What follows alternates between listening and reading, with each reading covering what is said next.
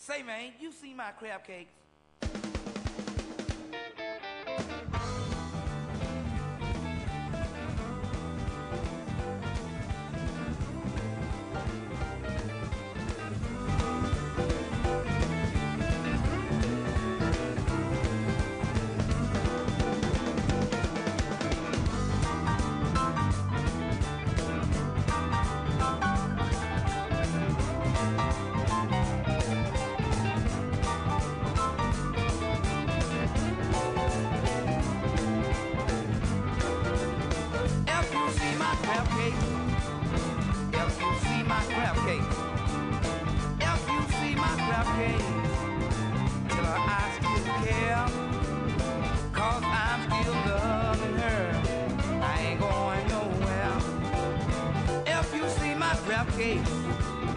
Till I'm all alone.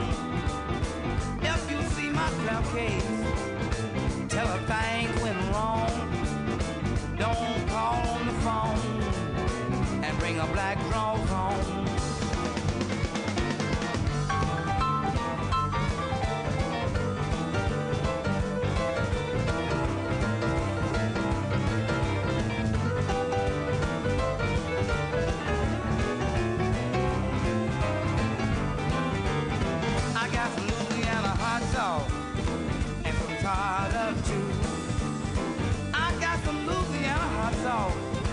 A little tartar too.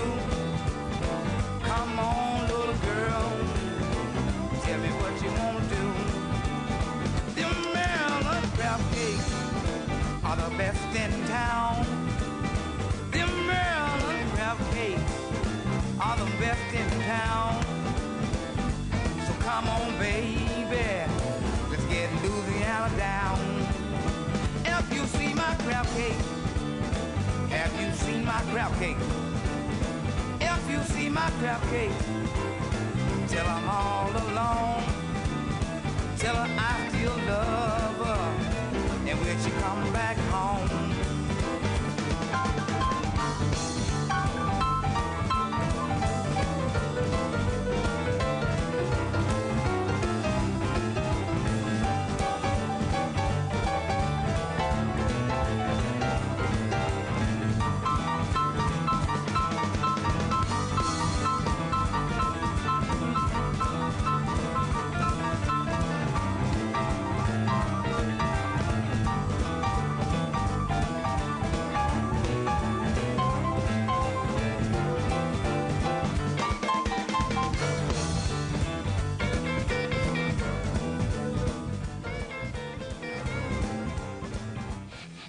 Now time for Talkin' Boxing with Billy C.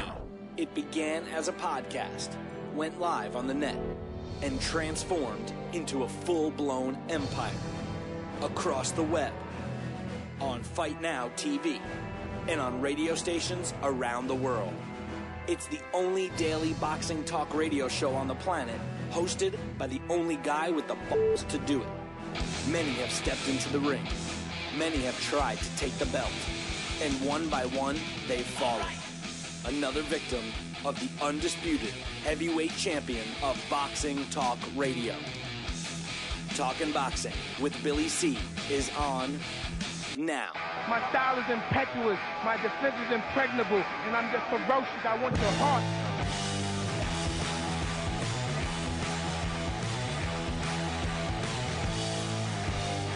We're coming to you live from the Billy C. studio in Lake George, New York. I'm Bill Calogero. It's time for Talking Boxing with Billy C. Good morning, good day, good evening. Whenever you're listening, I hope you're doing all right. Don't forget, the show is being brought to you in part by Cat's Nationwide Luxury Transportation Service. If you're located someplace in the United States, then you need to call Cat's Nationwide Luxury Transportation Service. If you need a limousine, that is. 202-351-7496. 202-351-7496. And don't forget, Cat's Nationwide Luxury Transportation Service is the official limo service of this year's Billy C. Boxing Hall of Fame induction weekend, which is scheduled for November 16th, 17th, 18th, up in South Glens Falls, New York, a little north of Albany, New York. Make your plans now. I know it seems like a long way away, but you better do it. We got a lot of interest, and it's a great class going in. And everyone that came last year, plus a couple of the people that missed their planes, have all confirmed that they're going to be there this year. And every single living inductee is coming this year, and all the families of the post inductees are coming. So we're going to have a full house of all these great boxers. So make your plans now. You can visit the website www.billycboxing.com and click one of the Billy C. Boxing Hall of Fame banners and get the latest information on that. Also, don't forget, call Kat. Yeah, Kat, my girl, 202-351-7496. Just remember, she's my girl. Also, the show's being brought to you in part by Camp and Aaron Tomkovich. If you're looking for a lawyer, might as well use the ones that keep me out of trouble. And Lord knows that's a full-time job for them. But they're willing to take on your case, too, man. 845-221-4099. That's 845-221-4099. Tell them Billy C sent you. And by the way, tell them I said I'm going to pick up your consultation fee. That's it. You're saving some money right there. Give Camp and Aaron Tomkovich a call, 845-221-4099. And let me just give you a little hint. You know, I know Kat's gorgeous, and I know she's my girl.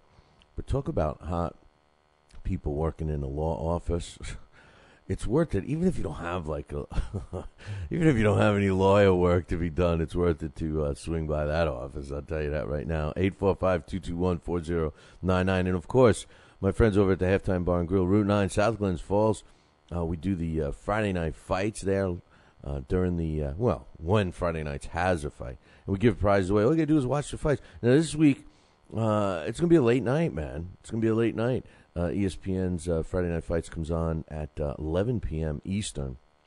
So that means Billy C is going to be, dancing on the bar after all my scotches by the time 11 o'clock hits. So make sure you swing by. And if you're coming in from out of town, please don't drink and drive. And if you need some information on a hotel, we will definitely hook you up. But we want you there, and we'll be giving some prizes away, all that happy stuff this Friday at the Halftime Bar and Grill. And, stopping by the Halftime Bar and Grill is always a good thing because you never know what's going to happen. Not only is there great people there, not only are there drink specials all the time, not only is the food fantastic, but you know what? The outside portion of the facility is open right now. And last weekend, they did just impromptu decided to have a fish fry. Gave all the fish you could eat away for free. They fried up a bunch of fish. I'm not a big fish guy. I don't eat fish. But hey, you're there for a couple of drinks. I said, how are you making your money on this? Like I said yesterday. He said, we'd give it all away for free, but they got to wash it down with something. So that's where he made out. So Halftime Bar and Grill, 518-792-4869.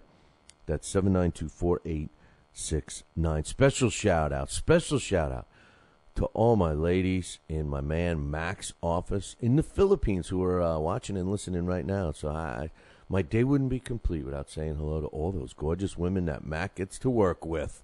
It's not fair, man. It's not fair, man. How does he get that job? Look what I get.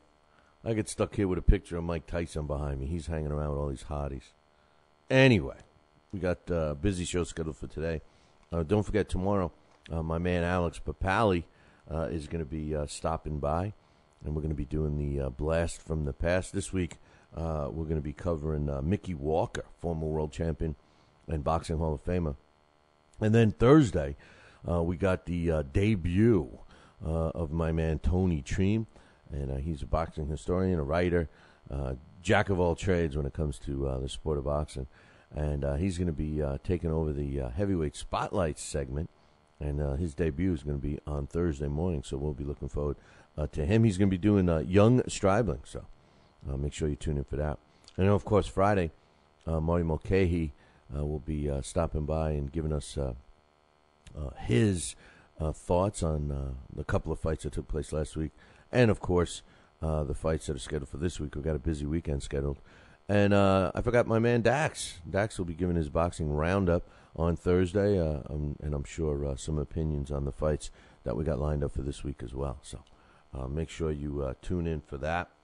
And look at this. Max telling me, he's in the chat room, he says 80% of the employees where he works are girls, So, and he says they're all hot. So, Does any of them need an Italian guy? You know, I mean, can they bring me over to the Philippines? I'll hang out for a week or so. You know, I could go for a vacation in the Philippines. Does anyone want to spend some time with me? Come on, Mac. Where's the love? You know. But anyway, like we do all the time, we got some mailbags to read. And by the way, most of these mailbags are based on obviously the topics we spoke about yesterday, but some of them are also about the poll question we got up there right now. Who would have won? And speaking of Mac, this was his request. Who would have won if these two greats would have fought each other, both in their prime, at their best? So you got to assume that right off the bat. Manny Pacquiao, right? And we normally don't do this with active fighters, but since it was a listener's request, Manny Pacquiao against Julio Cesar Chavez Jr. Julio Cesar Chavez Sr., not Jr. Right now, the way it's sitting is Manny Pacquiao's ahead still by a comfortable margin, but a lot more people are coming in and voting for Julio Cesar Chavez Sr. 63.6% of you say Manny Pacquiao will win. 36.4% of you said Julio Cesar Chavez would have won, both in their primes. Keep voting because we're going to announce the winner, I believe, on tomorrow's show. We normally only do these for 1 week. And then we got a pretty good question coming up, and it's also based on a lot of the response that we got from the mailbags, which, I'll give you a hint right now. As a matter of fact, I'm going to give you more than a hint. I'm going to tell you what the poll question is going to be next. You know, I got to be honest when I tell you I'm surprised. And don't get me wrong, I like Manny Pacquiao. I love watching a guy fight. He's exciting. I think he brings excitement to the ring, in the ring, out of the ring, all of that stuff. I think he's a good guy type of a thing. I see his flaws. All the negativity surrounding him. I see a lot of the reasons why some of you feel that way. But, at the end of the day, I think he's an exciting fighter. I think he's good for the sport. Julio Cesar Chavez Jr., I just think is a different level fighter. I'm shocked at the results, to tell you the truth. I mean, Julio Cesar Chavez was a plotter. Yeah, he came at you. He was, in a way, he was kind of one-dimensional. I mean, let's face it. He worked the body. He could sustain a beat, and he just wore you down. He didn't. He wasn't fleet of foot. Didn't dazzle you with anything. But just it was a typical tough Mexican fighter, just like you think when you think of tough Mexican fighters. Julio Cesar Chavez pops up. I just honestly think that Julio Cesar, in my opinion, Julio Cesar Chavez, if he would have gotten Manny Pacquiao in a corner against the ropes, I know Manny doesn't have a habit of leaning and staying against the ropes or in corners, but I think Julio Cesar Chavez's ability to get fighters to do what he wants would have wore down Manny Pacquiao, and I'm surprised that this is as one-sided as it is. To be honest with you, I could see Manny Pacquiao beating Julio Cesar Chavez. I can, but the key here is them both in their prime, both at their peaks. Julio Cesar Chavez at his peak was a tough out, man. Was really a tough out, and you would have to assume that this fight would have gotten ugly, would have gotten inside, there would have been some blood, and personally, when Manny bleeds, he's not the same fighter. So, listen, I got some great mailbags I'm going to read, but I'm noticing that I got to take a break, so we'll start the mailbags in about 2. If you're in upstate New York and you need a trucking company, then you need Riselli Enterprises. Riselli Enterprises is trucking at its finest. They have it all. Dump trucks, dump trailers, walk-in floors, flatbeds, flowboys, tankers, loaders, and a full line of roll-off containers for any job, big or small. Riselli Enterprises is also the source for all your sand, gravel, and topsoil needs. Visit them on the web at RiselliTrucking.com or call 315-433-5115. That's 315-433-5115 and tell them Billy C sent you. Are you ready, America? Then let's get it on with Fight Now TV. It's time, fight fans. Your channel has arrived. All the fights, all the names, all the action. From world-class boxing events to mixed martial arts showdowns and other combat sports matchups, Fight Now TV delivers the hits and more. Call your television provider and tell them you want to get it on with Fight Now TV. For more details, go to fightnow.com. We've got a great matchup tonight. Fighting out of the left corner is the #1 ranked contender. No, he is not. I'm sorry, but who are you? I am the IBO computer. I am programmed to provide only fair and unbiased boxing rankings. This fighter is the number 15 ranked contender. Fair and unbiased boxing rankings? That's a new concept. Actually, it is not. The IBO has provided unbiased computerized rankings for many years. Well, we've still got a great fight tonight, folks. In the left corner is the number 15 ranked contender. The IBO, the champion of integrity. Learn more at iboboxing.com. Check out BillyCBoxing.com now, or feel the wrath of the mighty mustache. Oh, that hurts. Why are you doing that to my face? I hate you. I hate you. That's BillyCBoxing.com. Consider this your warning. As a young boy, all Billy C dreamed about was one day having his own catchphrase. And we're back. And we're back. One boy, one dream, one day, everyone will say. And we're back. And we're back. And we're back. And we're back. And we're back. And we're back.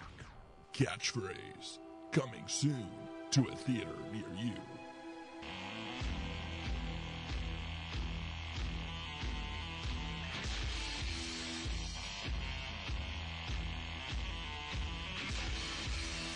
And we're back. You are listening to the Talking Boxing with Billy C Radio Show. You're watching us on LDL TV. Speaking of LDL TV, got the numbers yesterday. They did a marathon over the weekend, LDL TV through Ustream, and again we did very well. Over 10,000 views for the weekend, and it wasn't even a full weekend. So I guess. Actually, I didn't write down the hours, but there was substantial time that we weren't on. So he said that the numbers were very good. So I want to thank everybody on Ustream who's checking out the show, man. Especially the what's happening now is LDL TV is producing kind of like a best of, I guess, man. They're taking all of our shows and putting them together, taking pieces out or whatever, and they're replaying. On LDL TV over the weekend, so it's been doing pretty well. So we're happy about that. I want to thank all the great people, at LDL TV, but especially Michelle and Dawn. Michelle and Dawn, they're my two favorites. John's all right too, and JJ, he's great. Kenny's great. But if I had to choose, sorry, Michelle and Dawn are number one for me. But anyway, old people, I was just going to say that David Allen is jealous, because all the gorgeous Filipino women who I absolutely love. I love Filipino women. They're bringing me over there to hang out with them. I'm going to be staying at their house and everything else. And David Allen, he's got nothing. He's got nothing. Yeah, he's all disgruntled and upset because he's 150 years old. They don't want him. They want a midlife guy like me, Italian, from New York, from with no hair and a mustache. That's what they're dying for. Yeah. Anyway, let's get to the mailbags. Given quality, the show, I just don't feel. I would feel like I don't have my shoes on if we didn't get an email from my man, Given Quality. And guess what it's about? Go ahead. If you had to take a guess. What do you think Given Quality is writing? Yeah, of course, it's a Mayweather. It's a pro Mayweather and an anti Top Rank. And my man Given Quality says Floyd Mayweather Jr. actually fought and beat the champion at 147. Pac has yet to fight one valid 147-pound champion. That's why Floyd Mayweather Jr. is rated above him. Hell no. So he's going to address a bunch of things. That's number one. Number two, hell no, Margarito, and I love when everybody calls him Margarito. Margarito is not going to the Hall of Fame. Whenever Top Rigged is fighting Top Stank fighters, throw out the records because Arum is involved, and if the money is right, the guys don't go into fights looking to win. They go in looking for a payday with specific instructions of how to perform in the ring. Holyfield would have beaten both Bitchko brothers. They pick on midgets with no skills today. All right. First and foremost, let's talk about Floyd Mayweather Jr. Yes, Given Quality is referring to his favorite win of, and I'm only kidding. I'm just, throwing this in. But he always mentions that win.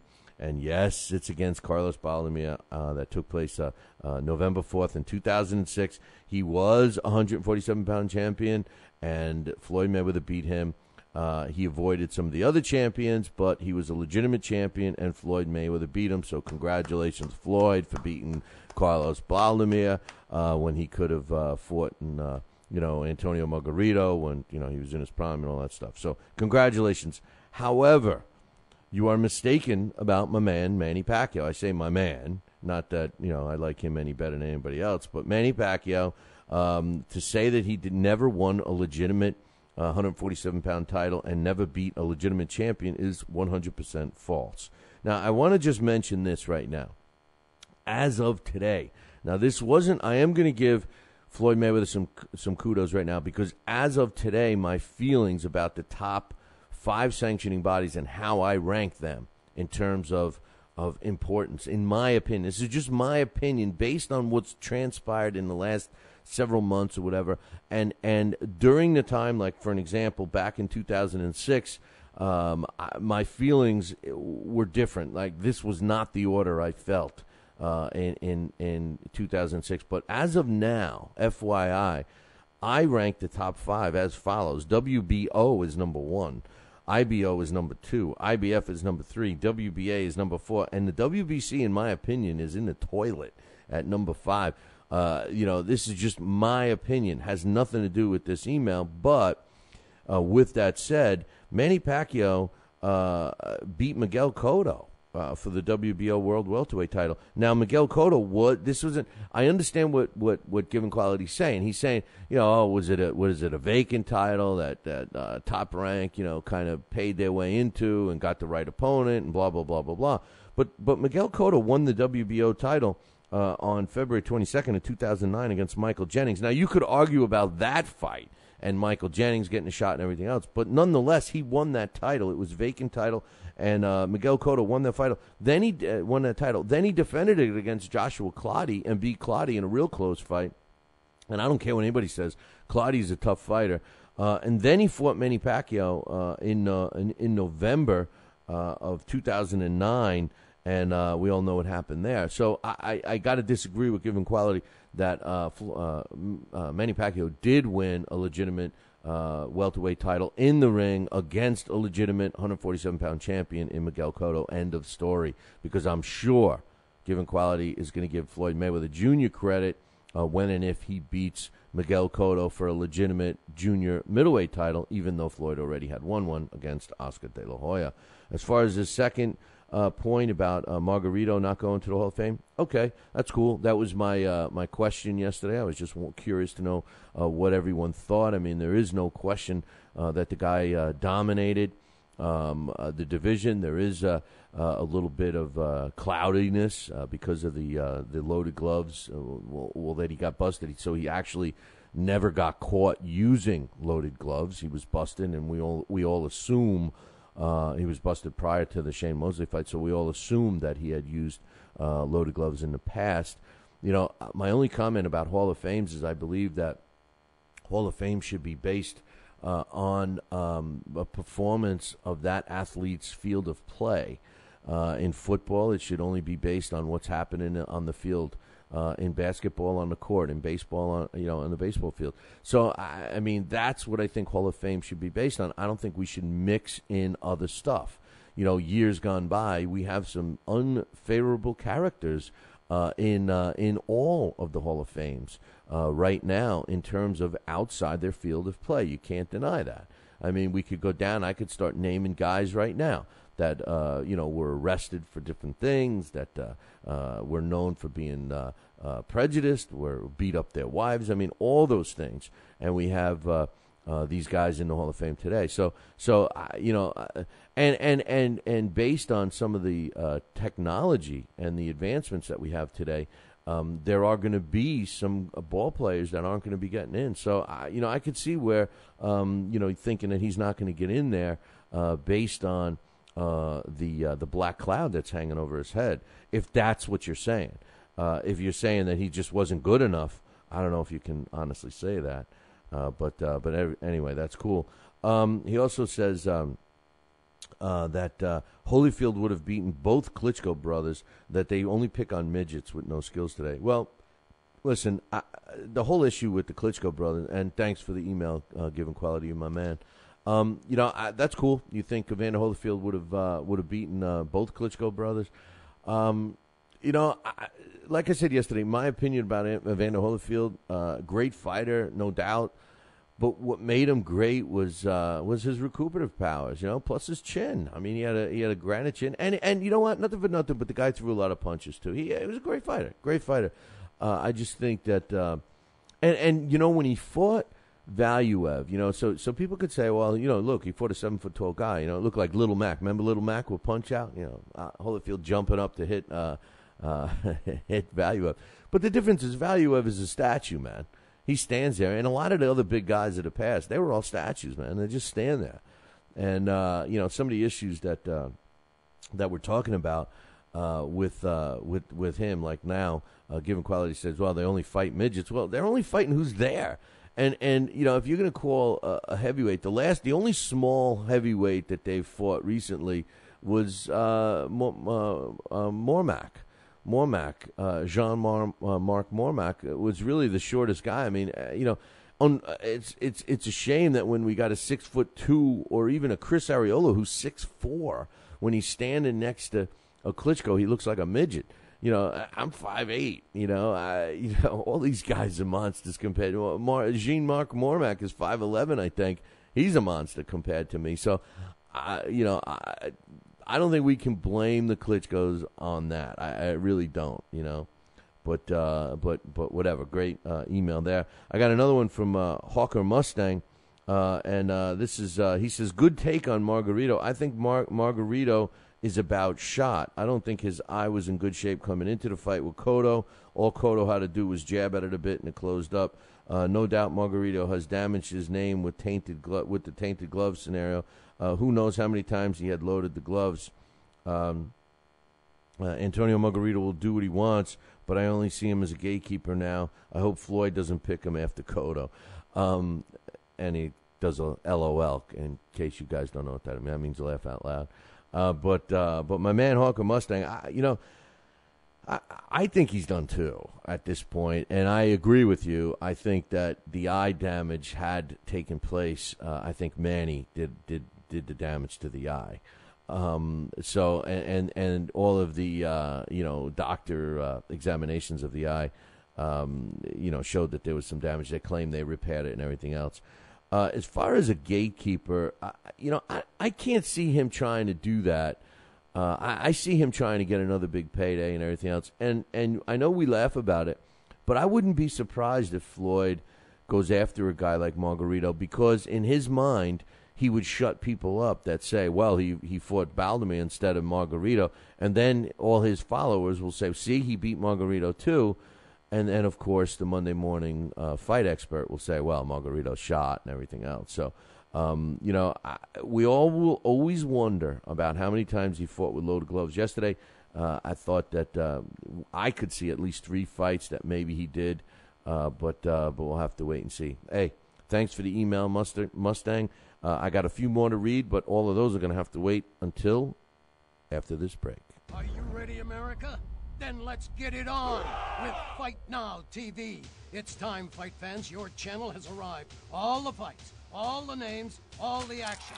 From world-class boxing events to mixed martial arts showdowns and other combat sports matchups, Fight Now TV delivers the hits and more.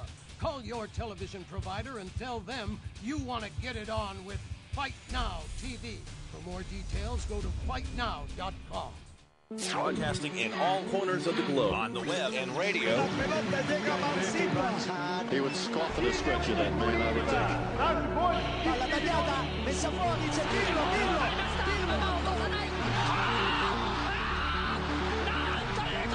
You're listening to Talkin' Boxing with Billy C. From upstate New York in the good old US of A. Boxing is here to stay because we are here to stay. The best 2 hours of boxing talk on the airwaves. Hey, fight fans, check out KOFantasyBoxing.com. KO Fantasy Boxing is boxing's only trademarked fantasy game. Check it out, www.KOFantasyBoxing.com. Select your own gym, your own fighters, track them through a season that can last from 3 months to a year, depending upon which league you join. You got to check this out, man. www.KOFantasyBoxing.com. Join it today. Again, www.KOFantasyBoxing.com, and tell them Billy C sent you. Now back to Talkin' Boxing with Billy C., the only radio host man enough to take a punch from Mike Tyson. Wait a minute, man. Hold on there. Jeremy, man, I need you to take this one, all right? Wait, what? No way. I can't do this. Need I remind you I'm Billy C, damn it? Now put on that mustache and get in there. Hey, look at me. I'm Billy C. Crap.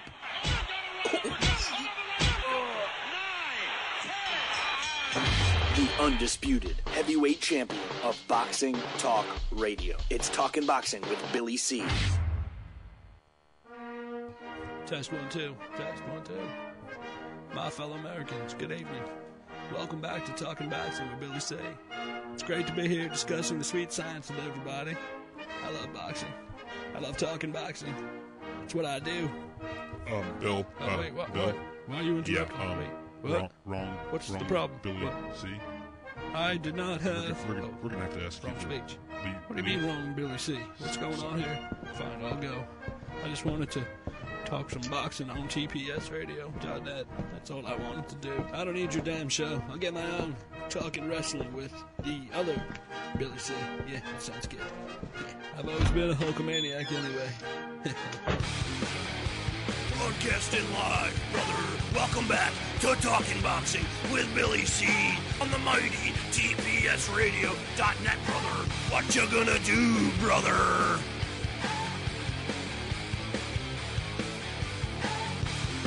And we're back.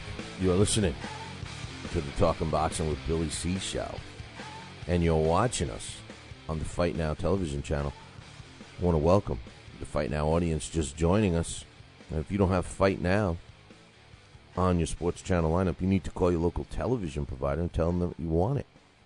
It's that simple. They all know about it. Now you got to tell them you want it so that they can flip the switch, man. They got to flip the switch so you can get Fight Now on your sports channel lineup. And speaking of Fight Now, we got Super Saturday going on this week, man. And, I expect a lot of super days from the Fight Now channel because this week we got some stuff kicking off. Like, how about the live fight between Tyson Fury and Martin Rogan? Now, that's one of the fights that are on our Billy C Challenge. So that's going to be broadcast to us live on Fight Now beginning at 5 p.m. Eastern Time.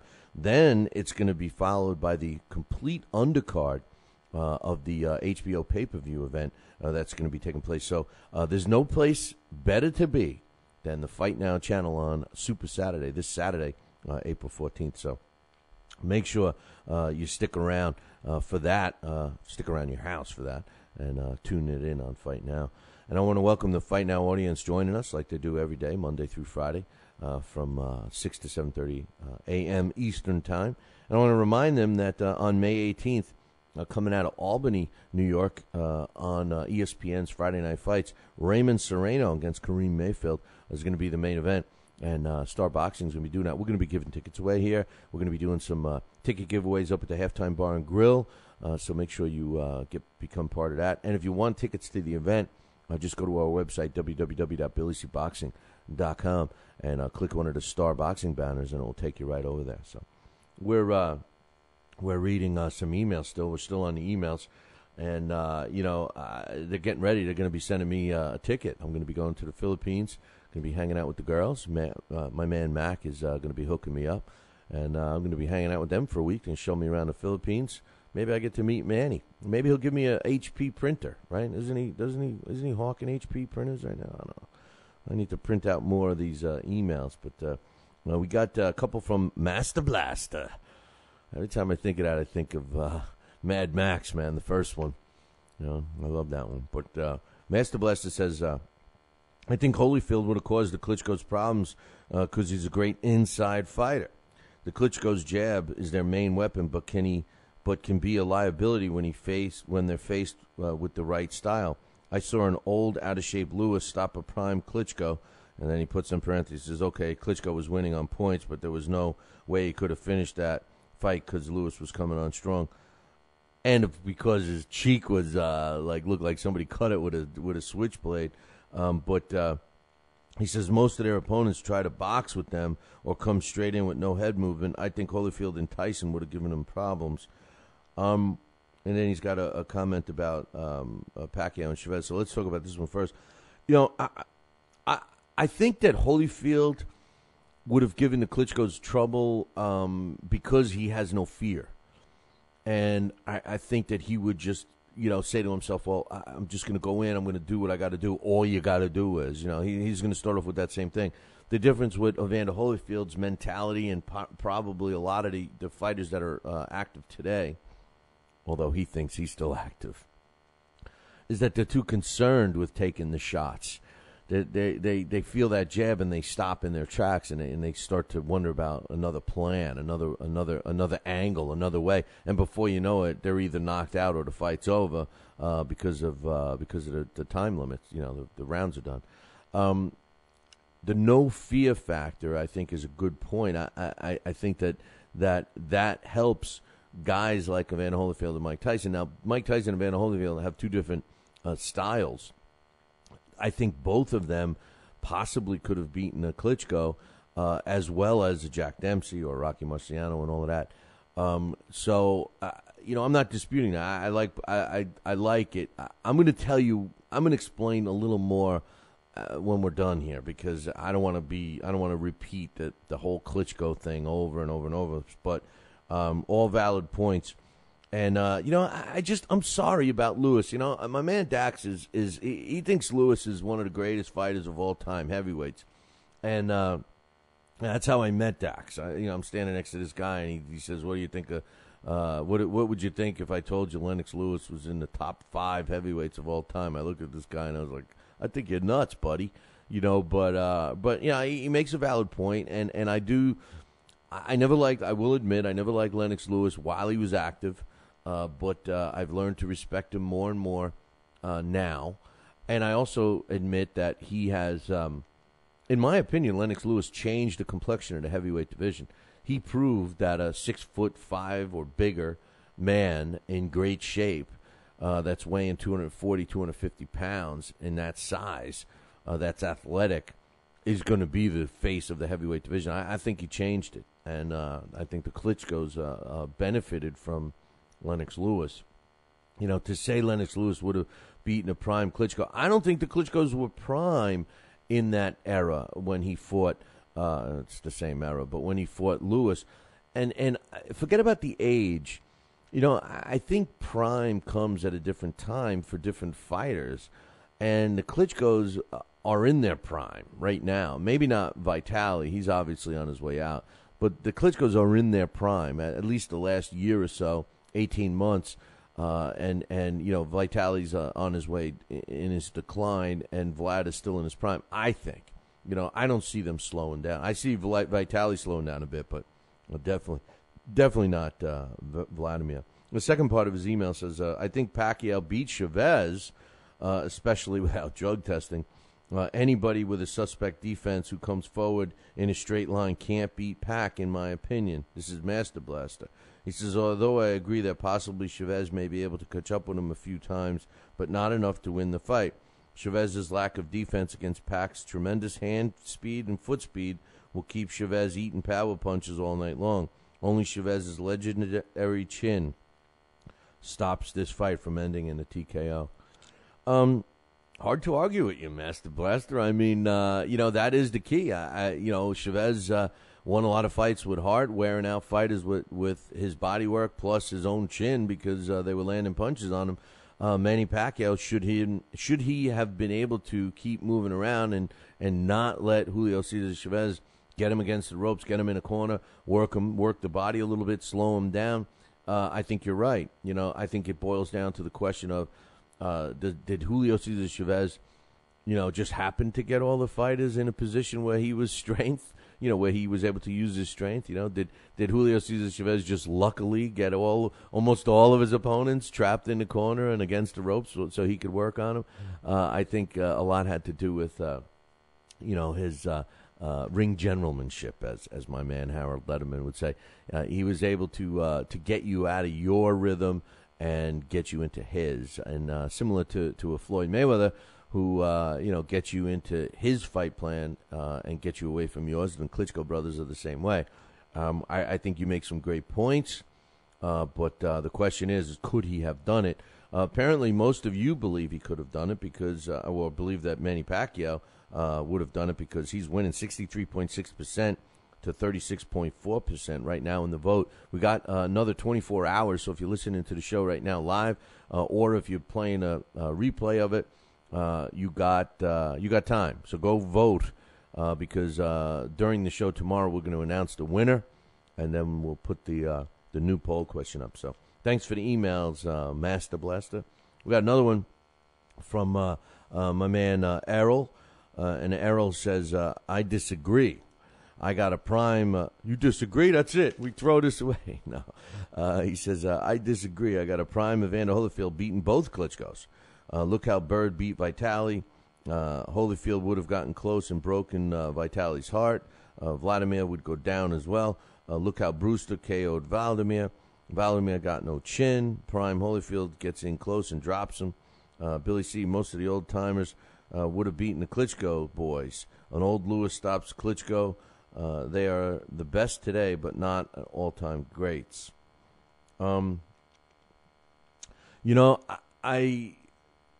hear you. I'm just hold that thought because I'm going to address that in a second here. But let me make one thing perfectly clear. I'm not a huge Klitschko fan. I just my point about the Klitschkos is that it's time we give them credit. I was one of the last people to even give them any credit. Until Vladimir beat Ruslan Shagayev, I thought Ruslan Shagayev was the best heavyweight after Lewis. I thought he was the best one out there. And when he couldn't do a thing against Klitschko, I started seeing the light, I guess. And from that point on, I've evaluated all the fights that the Klitschkos have been in deep. And I hear and listen to the game plans of the opponents going into the fight, and they all say the same thing. And we joke about it. We say, all you got to do is, that's how you start off the sentence. You're fighting Klitschko's. Okay, all you got to do to beat him is, and we haven't seen that in years. What is it, 5-6 years since that loss? And I really think that in this case with the Klitschkos, you have to give credit to maybe not so much Vitali, but Vladimir was not the same fighter before he hooked up with Manny Stewart. Now, don't get me wrong. I'm not saying Manny Stewart is the greatest thing out there when it comes to trainers. But what he did do is he found a niche where he, in his younger days, in the Kronk days, and he brought up all those great fighters. I think he was more of a trainer, a quality trainer that could bring a kid up that was starting out in his career and massage him, bring him up, get him in the amateur programs, have him go through the amateurs, succeed, and make the transition into a pro, and succeed as a pro. Listen, look at his resume. He's done it. But as he got older, I think that whether he didn't have the time, whether he didn't have the patience, whether he just didn't want to do it anymore because he couldn't, or he didn't want to, he found a niche. Finding fighters that he could fine-tune, fighters that had the talent, or have the talent, as we talk about current fighters. And I think the guy that really put him on the map was Lennox Lewis. And he also learned that he could work with these monster guys. And when he took on Vlad and showed him how to utilize his jab and not give a crap about being exciting or anything like that and just keep winning, not only did Manny find a niche for himself, but so did Vlad. Vlad found the perfect guy for him, and I think we got to give him credit when it comes to Vlad. I really do. Just like whether you think Manny Pacquiao is good or not, whether you think Freddie Roach is good or not, you got to give him credit for what he's done with Manny Pacquiao. Manny Pacquiao has changed and has not been the same fighter he was prior to Freddie Roach.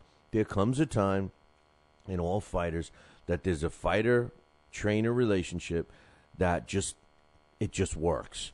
The best one that always comes to mind when I get into this conversation is clear to me, and that's Kevin Rooney and Mike Tyson. I always say the same thing. Together, they were virtually unbeatable. As a matter of fact, they were unbeatable. When you separated them, neither one of them ever achieved what they did together. And I think that, that's probably could be said about Manny Stewart and Vlad Klitschko, and, of course, Manny Pacquiao and Freddie Roach. The other comment that my man Errol says is Antonio Margarito, I think, loaded up his gloves in all his fights. Joshua Clottey has got a good defense. No way will he get into the Hall of Fame. No shot at all. I know it's so easy for us to blame him, and I got to assume that he loaded his gloves too. But I thought I broke it down yesterday. I think I can see where he loaded his gloves, and for at least 3 fights where he just was destroying people very quickly. But we'll never know. We'll never know. And Hall of Famer, is he not in the Hall of Fame because of the loaded glove scandal? Is he not in the Hall of Fame because of that? If that was never an issue, would he have gotten in? When you look at the dominance of what he was doing at the time, and if his gloves weren't loaded, was it enough to get him into the Hall of Fame? Even considering he started out his first 12 fights, I think, if I recall, it was like 9 wins and 3 losses or something like that. So I mean, I don't know. I thought it was interesting question. Errol says, no way, Jose. And finally, my man Bobby's got a couple of points. He says, again, this is Klitschko and, looking at Klitschko. He says, with the size and technique and conditioning that's comparable to them, they can win too. And this is going back to the what we were saying about Klitschko's overall. He says, someone like a Lewis with the size and technique to maybe outpoint him. I don't think Foreman could have won. I dare say Ali would have had a lot of trouble, but would edge out a win because he's a slicker fighter. I think Frazier's style is similar to Tyson and could have gotten it done. The point is, the brothers have the assets to have proven to be all-time great material for the heavyweight division. Yes, they're boring, but they get the job done. I agree with you, Bobby. They get the job done. And just hold that thought, because I'm going to tell you what I think in a minute about the athletes and the times and everything else. Bobby also says to spring in and jump on one of them is the way to get it done. Now, that I agree with. And I've seen many times when fighters do that to either Klitschko, they're like, they back up and they don't want to get hit. They don't like to get hit. A bully, a young Mike Tyson prior to Buster Douglas may have gotten the job done. Even Holyfield, the more I'm thinking of it, maybe even Holyfield. He says Vitali even admitted if Chisora was faster, he would have been in trouble. I think he was in a little trouble with Chisora as it was, because Chisora had no fear. Bobby continues. He says, with that said, I think a prime Tyson would have had a great chance with his superb speed and his slickness and the ability to spring into a shot and generate the power to knock out guys, which I agree with. But on the same coin, he was like Ortiz, powerful but weak-minded. And because of this, he could have been broken down over time. Great point, too. Therefore, Tyson could win, but only under 6 rounds. One more thing. He says, I don't think Margarito will get into the Hall of Fame because of the tainted ideology he brings with his victories over the fiasco with the gloves. I don't think he should be fighting anymore after the scandal or after 3 eye surgeries. But hey, it's his career, and because of the way he fights, Nuts and guts. Oh, no. Not that. But my man Bobby has to bring up the nuts and guts. I mean, we just were forgetting about that guy, you know. Thanks, Bob. Thanks for that one. He says, nuts and guts side, well, other people will probably keep watching him. I think the Klitschkos are good, but Vitali's weaknesses were exposed with Chisora, a small guy with speed. You know, thanks for all the emails. Chisora, I think Vitali's starting to slow down. I think we very well may have seen the end of Vitali should he get elected into politics and everything else. So let me give you my overall thoughts on the Klitschkos and all-time greats. I know we started talking about Holyfield yesterday, and a lot of these emails are talking about Holyfield and, of course, Tyson. Here's the thing. When we talk about all-time great fighters, all right, no one loves these guys more than me, all right? I love Jack Dempsey and Jack Johnson and my man Sonny Liston and Mike Tyson and Muhammad Ali, of course, and you know, all of the great fighters. I mean, nobody loves the guys, the Joe Frazier's. I mean, no one loves that history more than me, all right? But with that said, I can say the same thing about football. I'm a Joe Namath fan. I'm a John Riggins fan, you know, from the old Jets. You know, you go back to maybe a more recent time in the 49ers when Joe Montana was playing and Jerry Rice and, you know, guys like that. And you go back into the days in the 60s where strong defensive players like Dick Butkus was playing and, you know, they were destroying people and knocking people out and all of this stuff in the sport of football. Same thing in baseball. You know, you got guys like Mickey Mantle playing and you know, Tommy Agee for the Mets or Willie Mays for the San Francisco Giants or the Brooklyn, well, when they were in New York. But, you know, all of that stuff. I mean, all of those players from different sports, you know, they were all great during their era, and they're all-time greats, and we'll always remember them. You know, we'll always remember the Rocky Marcianos and all the great fighters, the Mike Tysons and everything in the heavyweight division. However, you know, when you start looking at the advantages of technology in terms of nutrition and just us as human beings and how we've evolved, and you know, you go, if you've ever taken a tour of a historical landmark, and in Lake George, where I lived, is, you know, during the Revolutionary times, the Lake George area was prominent. It was a big military place where, you know, during the French and Indian Wars and the Revolution, and during that era, you know, to have Lake George was good. There were 2 forts built on either end, and it was under British control and everything else. And if you go into the museums and you see these actual uniforms of these guys, and you see the actual boats that, you know, like when you think of Christopher Columbus sailing across the ocean in the Nina and the Pinto and the Santa Maria, you know, you're thinking of these big ships. They were like canoes with sails. They were these little teeny boats, man, you know, and the people were midgets. You know, they were like 5'4". It was a big guy, you know, and you see these uniforms, and it looks like it wouldn't even fit on a kid in school today, you know, and these were actual you know, garments that these people wore. And my point is that we've become bigger. You know, remember back in like the Jack Dempsey days, you know, heavyweights were fighting at 180 pounds, 175 pounds.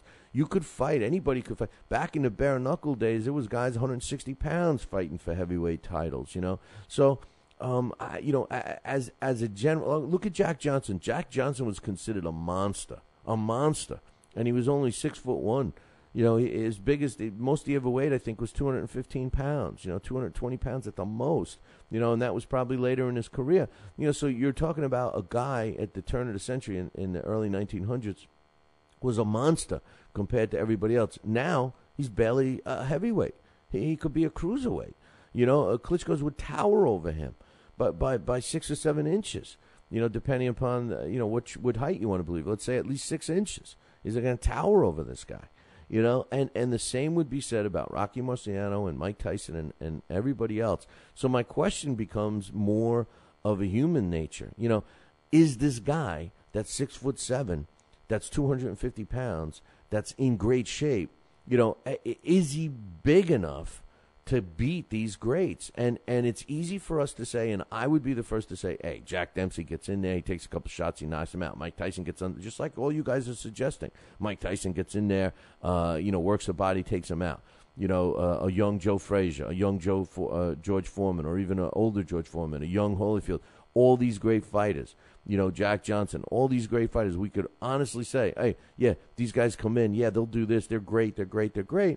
But unfortunately, we forget about the size difference. And it's the same with other sports. If you take the best players from the turn of the century, the Ty Cobbs and the Babe Ruths and all that, is a Babe Ruth one of the greatest, which we regard as one of the greatest baseball players ever? Would Babe Ruth be able to compete with the ball players of today? I mean, do you think that a ball player today could smoke a cigar, throw down a couple of hot dogs and a few beers, then get up and hit a home run? I mean, do you think that the pitching is the same? Do you think Babe Ruth faced guys that pitch 90 miles an hour all the time? In football, did even guys like my man Joe Namath, did he face defensive players that were 6'7" that could run a 40-yard dash in like 13 seconds or 10 seconds or whatever the hell they're running? 8 seconds? Yeah, what am I talking about? 13 seconds? They're running them in 8 seconds. It's all relative. I'm not taking anything away from the greats, and I don't think that when you put them in perspective, I'm not going to rate myself. I'm not going to rate one of the Klitschkos higher than I'm going to rate Jack Johnson, let's say. But if the two fighters would have fought, maybe Klitschko wins because he's got those tools that Jack Johnson didn't. Now, people argue with me, and they say, well, if we're going to have a dream matchup, then we have to also alter the size of the guys.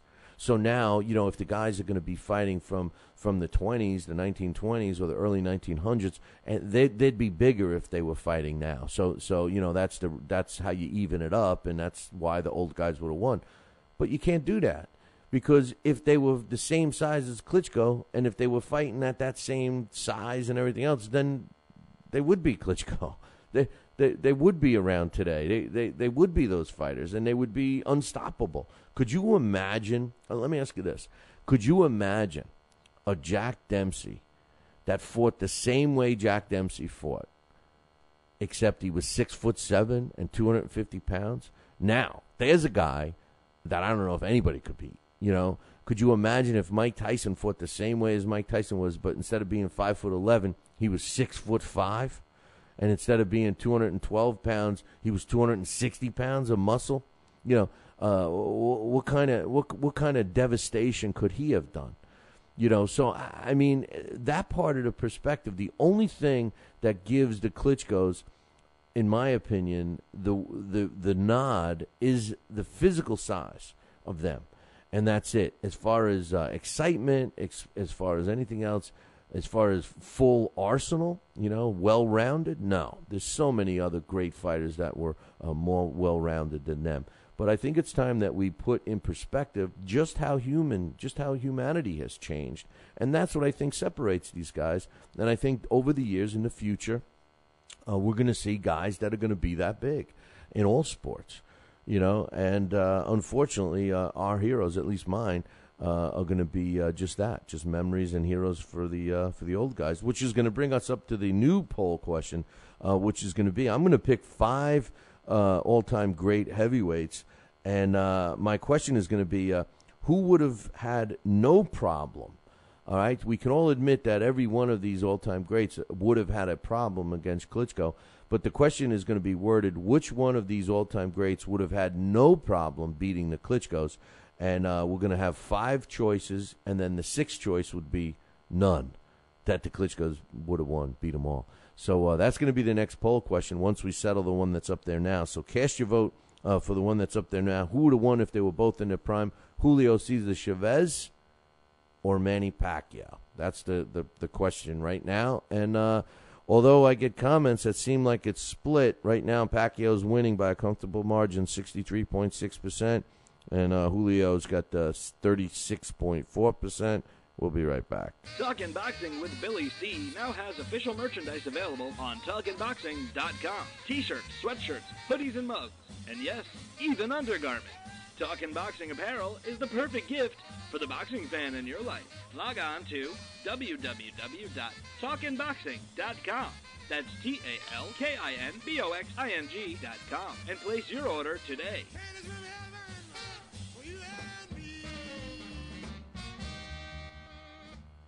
Join us here for 2 hours as Billy and the gang do what they do best. Every time I start talking about boxing, a white man got to pull Rocky Marciano out their ass. Rocky Marciano was good, but compared to Joe Louis, Rocky Marciano ain't. Beat Joe Lewis's ass. Joe Louis was 75 years old when he fought. Huh? What? We're supposed to be talking boxing. It's Talking Boxing with Billy C. As Billy C. sits here in the multi-million-dollar Talkin' Boxing Studios, sipping a fine wine before you're even out of bed, you should be thinking, damn, I wish I had a mustache like his. It's the Talkin' Boxing with Billy C. show. He's Billy C., and you're not. Sucks to be you. Now let's dig into our archives and hear a rare interview when Billy C. first became the champion of boxing talk radio. Hello, Billy C. As the new champ, can we ask you a few questions? Why, certainly. Okay, your fans would like to know how you and your corner have successfully walloped the competition. We're not ordinary people. We're morons. Anything else? I'm a victim of circumstance. Did your success finally come when you made the show 5 days a week for 2 hours? What do you think? I'm trying to think, but nothing happens. Now, please tell the listeners what you've learned from making it this far. Certainly. If at first you don't succeed, keep on sucking till you do succeed. Great words of wisdom, Billy C. Keep up the great work as the undisputed People's Champion with your show, Talkin' Boxing with Billy C. Any last words to anyone who's listening? This is your fault, you bonehead.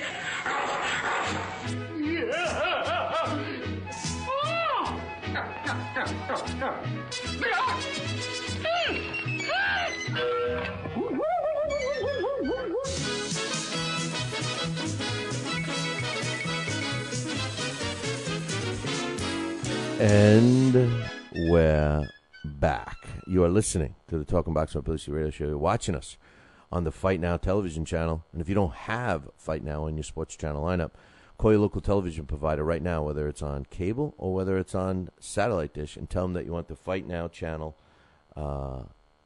added to your lineup right now. I'm laughing because, I always refer to Gary Shaw as a big fat walrus, and now some of the listeners are, what was that walrus's name again?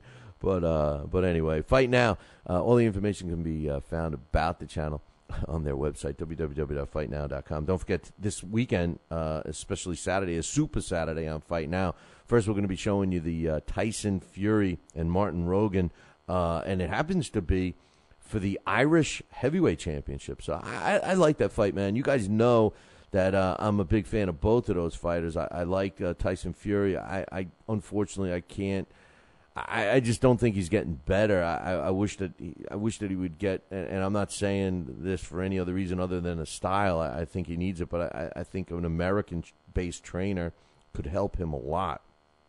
Not that American trainers are better. I just think that the style would suit Tyson Fury better than the way he fights. Because when he steps up and fights a power guy, those little chicken legs and those little skinny little ankles are not going to help him. And the way he delivers his jab from around his waist is just when he gets to this next level, which he's starting to enter into, he's gonna get nailed.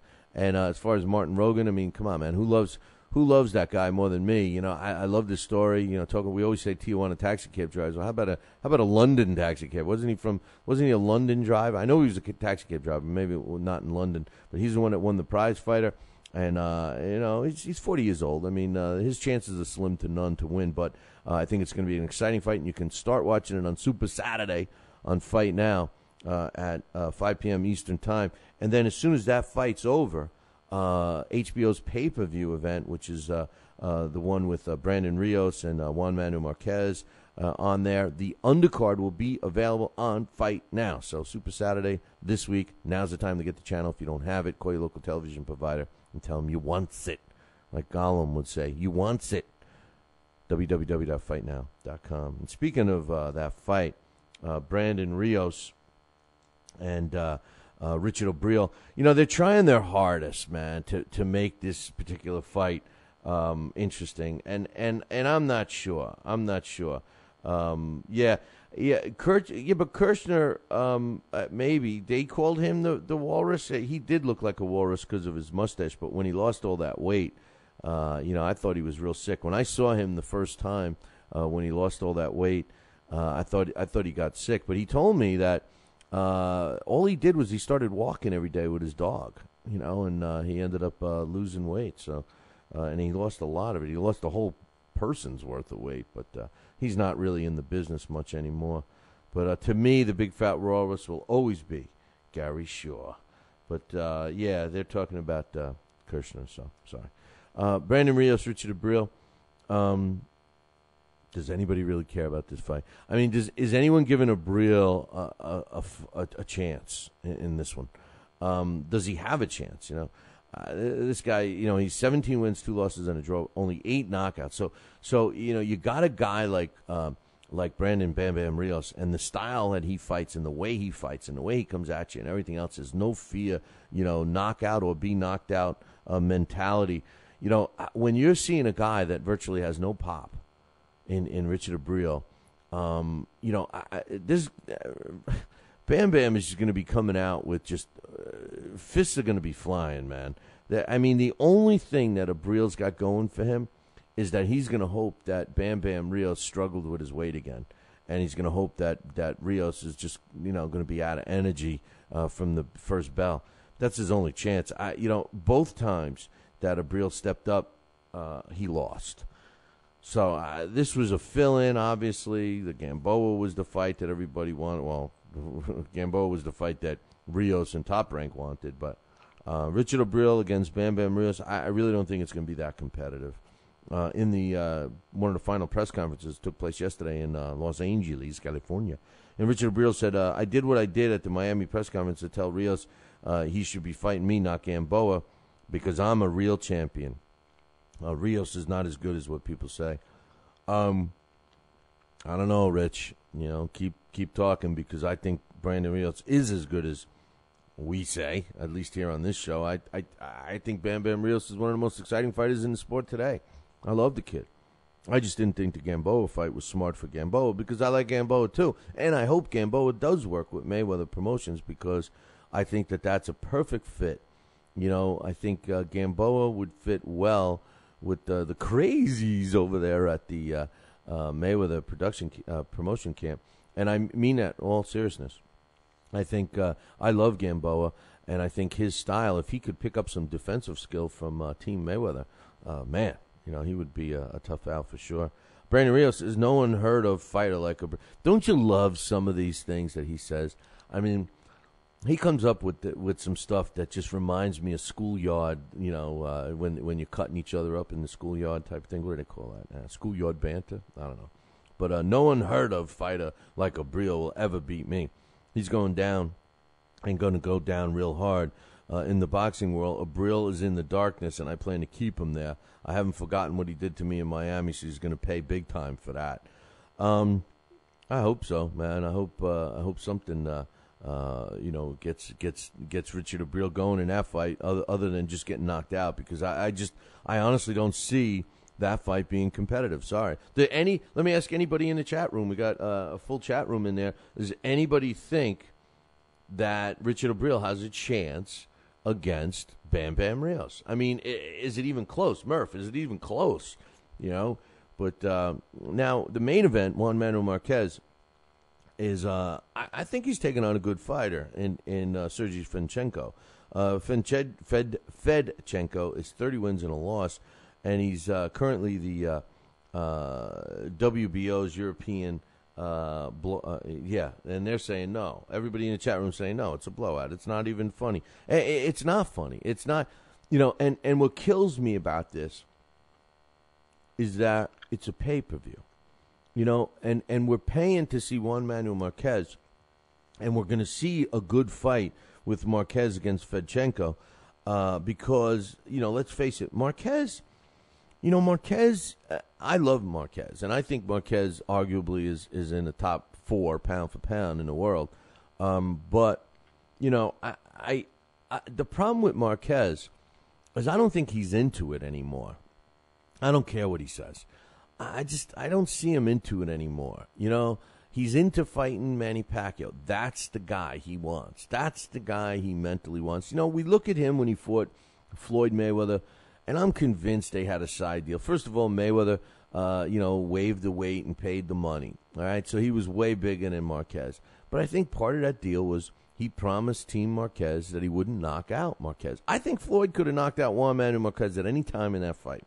Any time, and he didn't. He certainly couldn't have been afraid of Marquez's pop because Marquez couldn't get close to Floyd in that fight. Couldn't even get close to him. So I'm convinced that they had a side deal there. So you throw that fight out, and you look at the last handful of fights that Juan Manuel Marquez had, with the exception of an opponent named Manny Pacquiao, his performances haven't been all that great.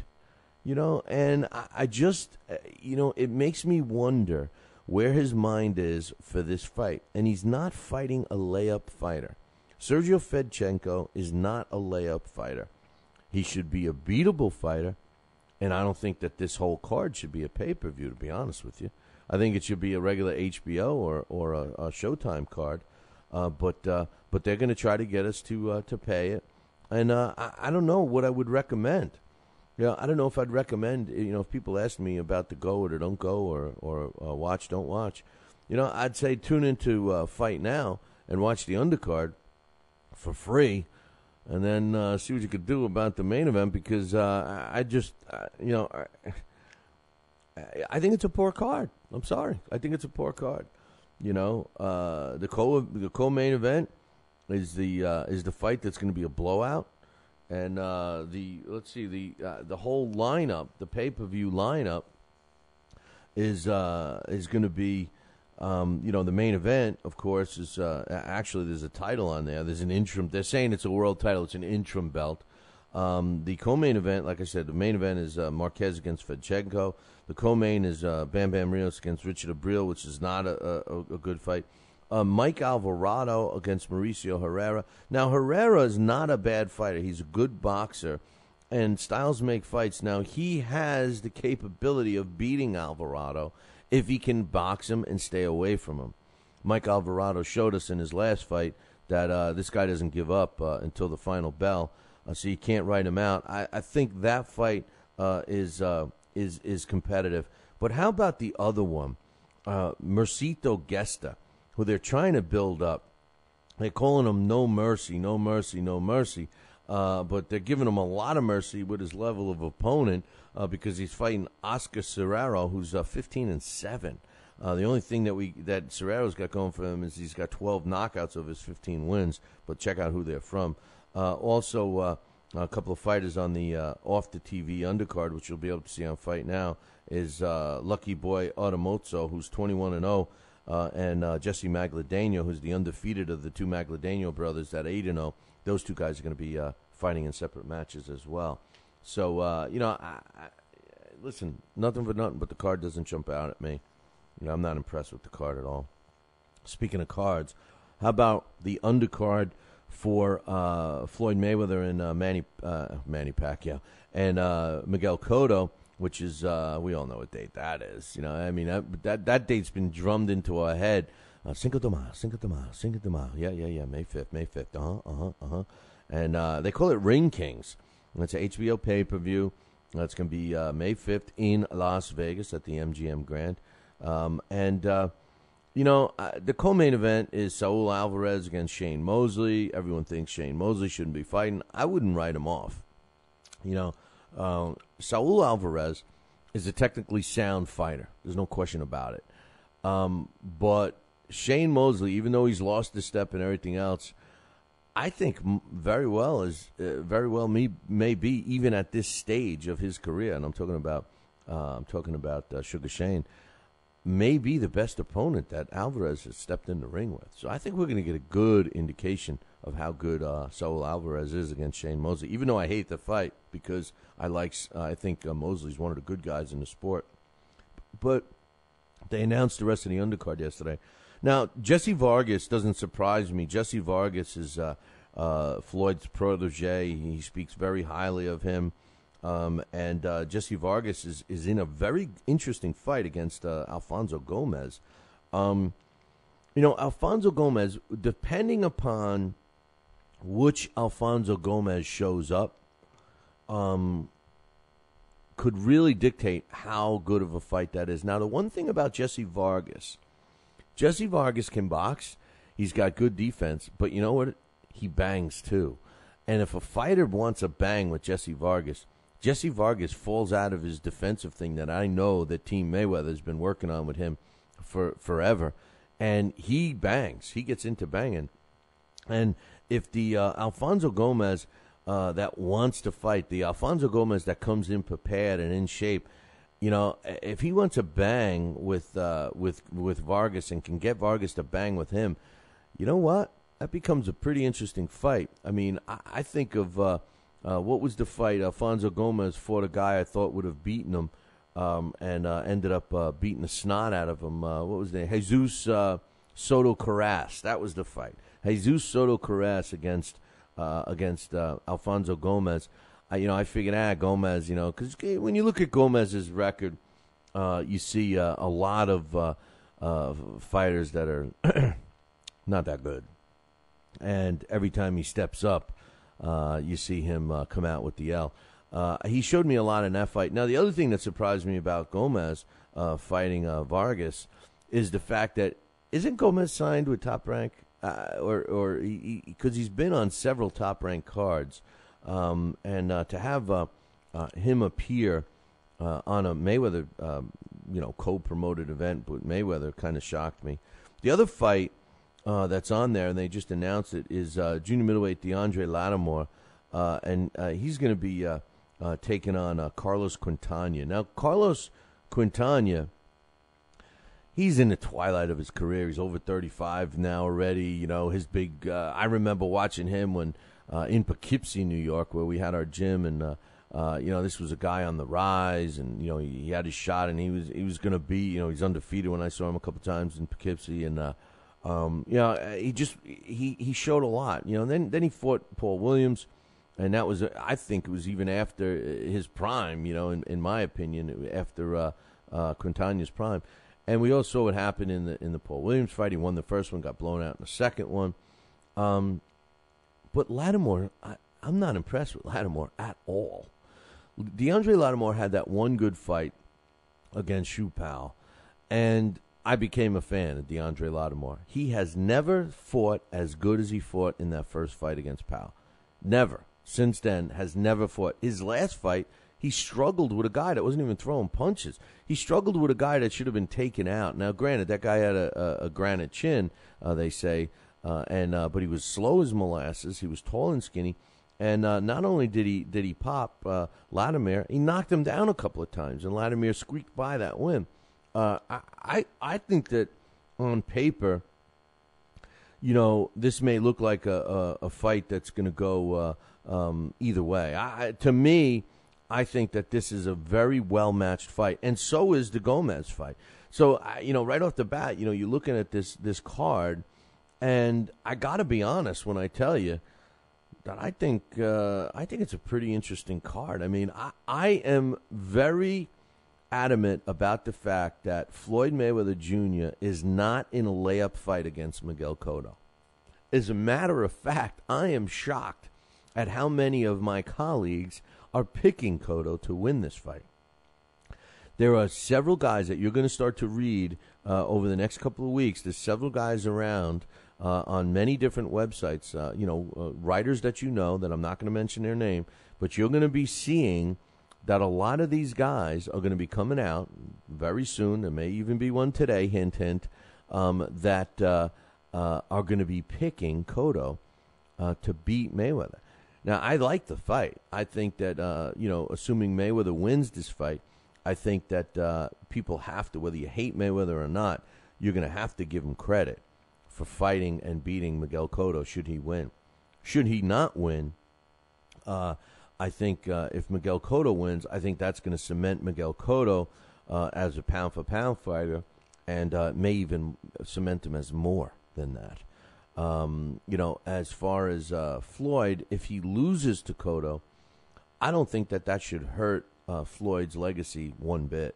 As a matter of fact, as much as I want to see Floyd lose, and if he lost against Cotto, I hope that wouldn't be it for Floyd. I hope Floyd would come back and maybe just say, well, you know what, I fought outside of my weight. This guy was too big for me, whatever. Is he going to win? I don't know. But you know what? I'm pretty interested in seeing that fight, and I'm interested in all of these fights. The whole undercard just seems pretty well. I just think they're matched up well, and I'm looking forward to it for sure in May. So we'll have to wait and see what happens with that. Showbox and Showtime in general. What happened? Ken Hirschman was instrumental, in my opinion, of really taking Showtime to the next level in terms of, boxing matchups and the quality of the overall production and everything else. This year we've had some discussion over Gus Johnson and his yelling and screaming. They have a very solid, Showtime has a solid production crew. They got solid announcers except for Gus Johnson. I think Gus Johnson should stay in MMA and basketball. I've gotten some emails that he does very well in basketball, but boxing, not so much.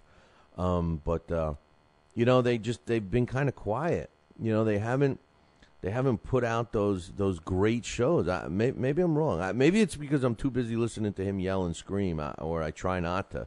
But they got a triple header coming up in a couple of weeks, April 20th, and we talked about the main event already. It's Jermaine Taylor against Khalib Truax. Now, Khalib has been on this show before. He's an undefeated fighter. I personally still believe that Truax and Taylor, if Taylor gets by Truax, I think it's going to set up a fight between him and Pavlik. You watch. It's going to be Taylor and Pavlik again. It's a money fight. They both people want to see it. The co-main is Erslandy Lara against Ronnie Hearns. And Ronnie Hearns is getting to be a better fighter. It took him a little while to acclimate to the sport a little bit. But he's solid. And Erslandy Lara, well, he's fresh. I don't think he's fought since he was totally robbed by Paul Williams in Atlantic City. Not that I can remember off the top of my head anyway. So those are the main and co-main. And then opening up the television, they just announced yesterday that Fernando Guerrero, they announced his opponent. We knew that Guerrero was going to be on the card, but we didn't know against who.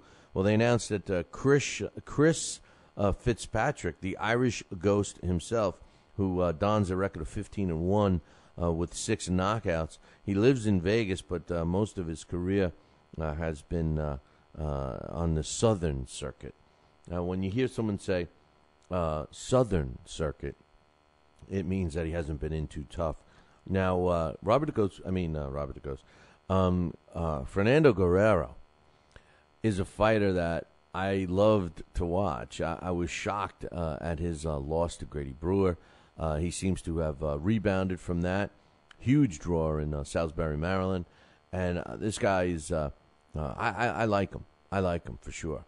I don't know if he's in a real tough fight, but on paper, it looks good. On paper, it looks good. That's all I'm going to say. But then again, on paper, the Fernando Guerrero and Grady Brewer fight looked good too, right? But that didn't pan out too much. But anyway, the Comanche boy, George Tananapa, TahdooahniPpa, Tananapa. What a confusing spell. I mean, I can't. The only reason why I know how to say that, just so don't be asking me how to pronounce anything. But they told me it sounds like Tananapa. So I wrote Tana, Tanna, Nap, Nap, and it's Tana. I mean A, like apple. No, Tananapa. But I like calling him Comanche boy. Now, you know, our very own Amy Green, she works with Comanche Boy, so we like to talk about. I like Comanche Boy, I really do. So, Amy, if you're listening, here's your plug.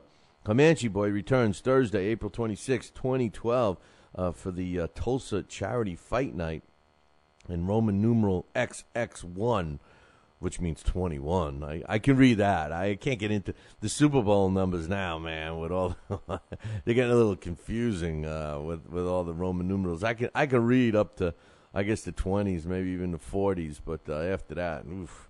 But anyway, so that was for you, Amy. So now, Amy, if you're listening, turn off your radio, turn off your podcast, turn off your TV, turn off anything, because now I just want to talk to all the regular listeners and viewers out there. Hey, Comanche Boy, when are you going to fight somebody good, man? Come on.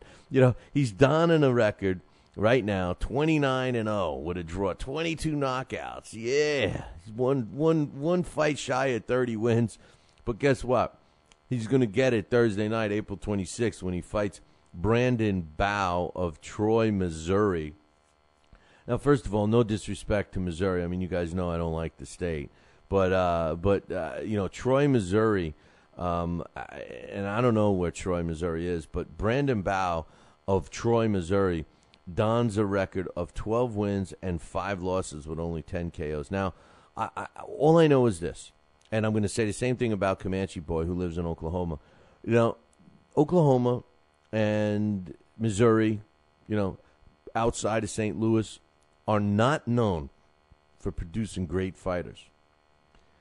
I would bet dollars to donuts, or donuts to dollars, because I don't have any dollars. I may scrape up a donut or two. I'm a fat bastard. What do you think? I don't have a donut around the house. You know, but, you know, Brandon Bowe, 12-5. Lives in Missouri, fought most of his fights in Missouri, 12-5. So there's actually another person in Missouri that's better than him. Come on, Georgetown and Napa, step it up, man. You're gonna. This is ridiculous. And his team that keeps feeding him, and George isn't gonna deny it. He's been on this show, and he says his line is one of my favorite lines, man. He said, "Hey, they keep feeding me cupcakes. I just keep eating them." You know, and he's right. You know, they are feeding him cupcakes, and they're feeding him another one on April 26th. You know, the point about Comanche Boy is, how good is he? And if there's any managers out there, boxing managers or wannabe managers, because I know there's a lot of wannabes in this sport. I deal with them every day. All you wannabes out there, you know, but here's the thing. You're not helping your kid by feeding them like this. I know what the plan is. You don't have to shake your head and say, oh, Billy C., you're a stupid radio guy. You don't know what it is. I do know. I've been in this business 26 years, and I do know what you're doing. And so does everyone else. You're not pulling the wool over anybody's eyes. Any one of my listeners are more educated in the sport of boxing than you may believe. And the truth of the matter is, we all know that all you're doing with Comanche Boy is building up a record so that somebody, one of those guys, top-ranked fighter or a Golden Boy fighter or somebody that's willing to open a checkbook, oh, that's right, those are the only two, you know, you're going to fight one of their fighters for a payday, and you're going to be bringing in a record that looks great on paper, and then you're going to get your boy killed. Comanche Boy isn't going to have a chance against one of a true upper echelon fighter when all he's fighting are the Brandon Bowes of the world, because he's not getting a chance to get better. He's not being given that chance to get better. And it's just, we've made the analogy many times. It's like a football or a baseball or a basketball team always playing the worst team in their division week in and week out. That's all they're playing is the crap teams, the crap teams, the crap teams. And then what makes them good? The teams that struggle and play the best teams all year long may not end up with the best record, but they're the best teams. And the same has to be said about the fighters. When you see these fighters and you look at a record and you see a 500 record, or you see a record with a guy that's 12-3 or something, and you look at the resume and he's fought all top fighters and he's lost a couple against top fighters, you know you got a fighter. A guy that comes to mind right off the bat is Josito Lopez. You know, a fighter like him, he's a real deal, man. Yeah, he couldn't get by a guy like Jesse Vargas. You know, I think he won that fight, but whatever. But the truth be told, that, you know, a fighter like him who fights tougher and tougher opposition as time goes on. When he gets his shot, he's got a better chance at winning than a Comanche boy who's been hand-fed cupcakes for the last several years. So that's my opinion. I love Comanche boy. He's a great guy. It's a great story. I'm glad he's staying busy, glad he's making a living, glad he's putting on a face for the Native Americans, because that's what his whole platform is. All the good news stories that surround Comanche boy. The one bad news story is they're not giving him a chance to see how good he really is, and I'm just afraid that someday he's going to get a world title shot, and it's going to hurt him more by not performing to what he probably thinks he can. So they need to step it up. They've been telling us for the last year, this is the year, this is the year, this is the year. We're already halfway through April already, and he still hasn't fought anybody tough for his whole career. So I'm still waiting. The 2012 Summer Olympic Games unfold in 5 months in London. The honor and the history of playing host goes back a long way. How long? That's next on Sports Shorts with me, the Sports Princess. This Your Family Today tip is brought to you by Stouffer's, helping bring your family together with wholesome dinner options, even on the busiest of nights. Find dinner table ideas to bring your family together at letsfixdinner.com. To get kids involved in dinnertime conversation, ask specific questions, not broad ones. Instead of what happened today at school, try what was the best thing that happened today. The more specific you are, the more they'll have to say. For more tips like these, visit us at parenthood.com/yourfamilytoday. Legend has it that the Olympics go back to Hercules, but let's leave Greek mythology out of it. The modern games opened in 1896. Since Athens couldn't afford to put them on, a businessman ponied up the coin. Pole vaulting, weightlifting, shot put, and swimming, few of the handful of events. Since those days, some of the original sports remain. Others come and go, depending on the whims of the International Olympic Committee. Australia, France, Germany, and China have hosted summer games, and this will be the third time for London. As for the winter games, the U.S. has hosted them 4 times since they started in 1924 in France, featuring sports like alpine cross-country skiing, figure skating, and such. Between the summer and the winter games, there are hundreds of sports and thousands of athletes. You never know what city is going to get a crack at hosting next. I'm the Sports Princess with Sports Shorts. Talking Boxing with Billy C. Every week, 2 hours of the best boxing talk on the radio. Mike Tyson looked like he put on some pounds. He was fat. He went into McDonald's and he just said to them, hey, give me 6 of everything on the menu. He put on 2 watches and covered 2 time zones. I'm talking fat here. Got on a scale the other day and it said, come on, one of you guys got to get off. Last thing I heard is that he jumped into the ocean and he left a ring around the continent. He's fat. Boxing with Billy C. Now back to Talking Boxing with Billy C. He may not have an Excellence in Broadcasting award, but the night's still young. And he's got martinis. So you never know what may be by morning. It's Talking Boxing with Billy C. Talking Boxing with Billy C. The one, the only, Don King. Makes me feel good, Billy, to have you, the #1 show in the country, Talking Boxing with Billy. So I invite each and every American that's listening to this great show to tune in, because we want you to be there with Billy and me.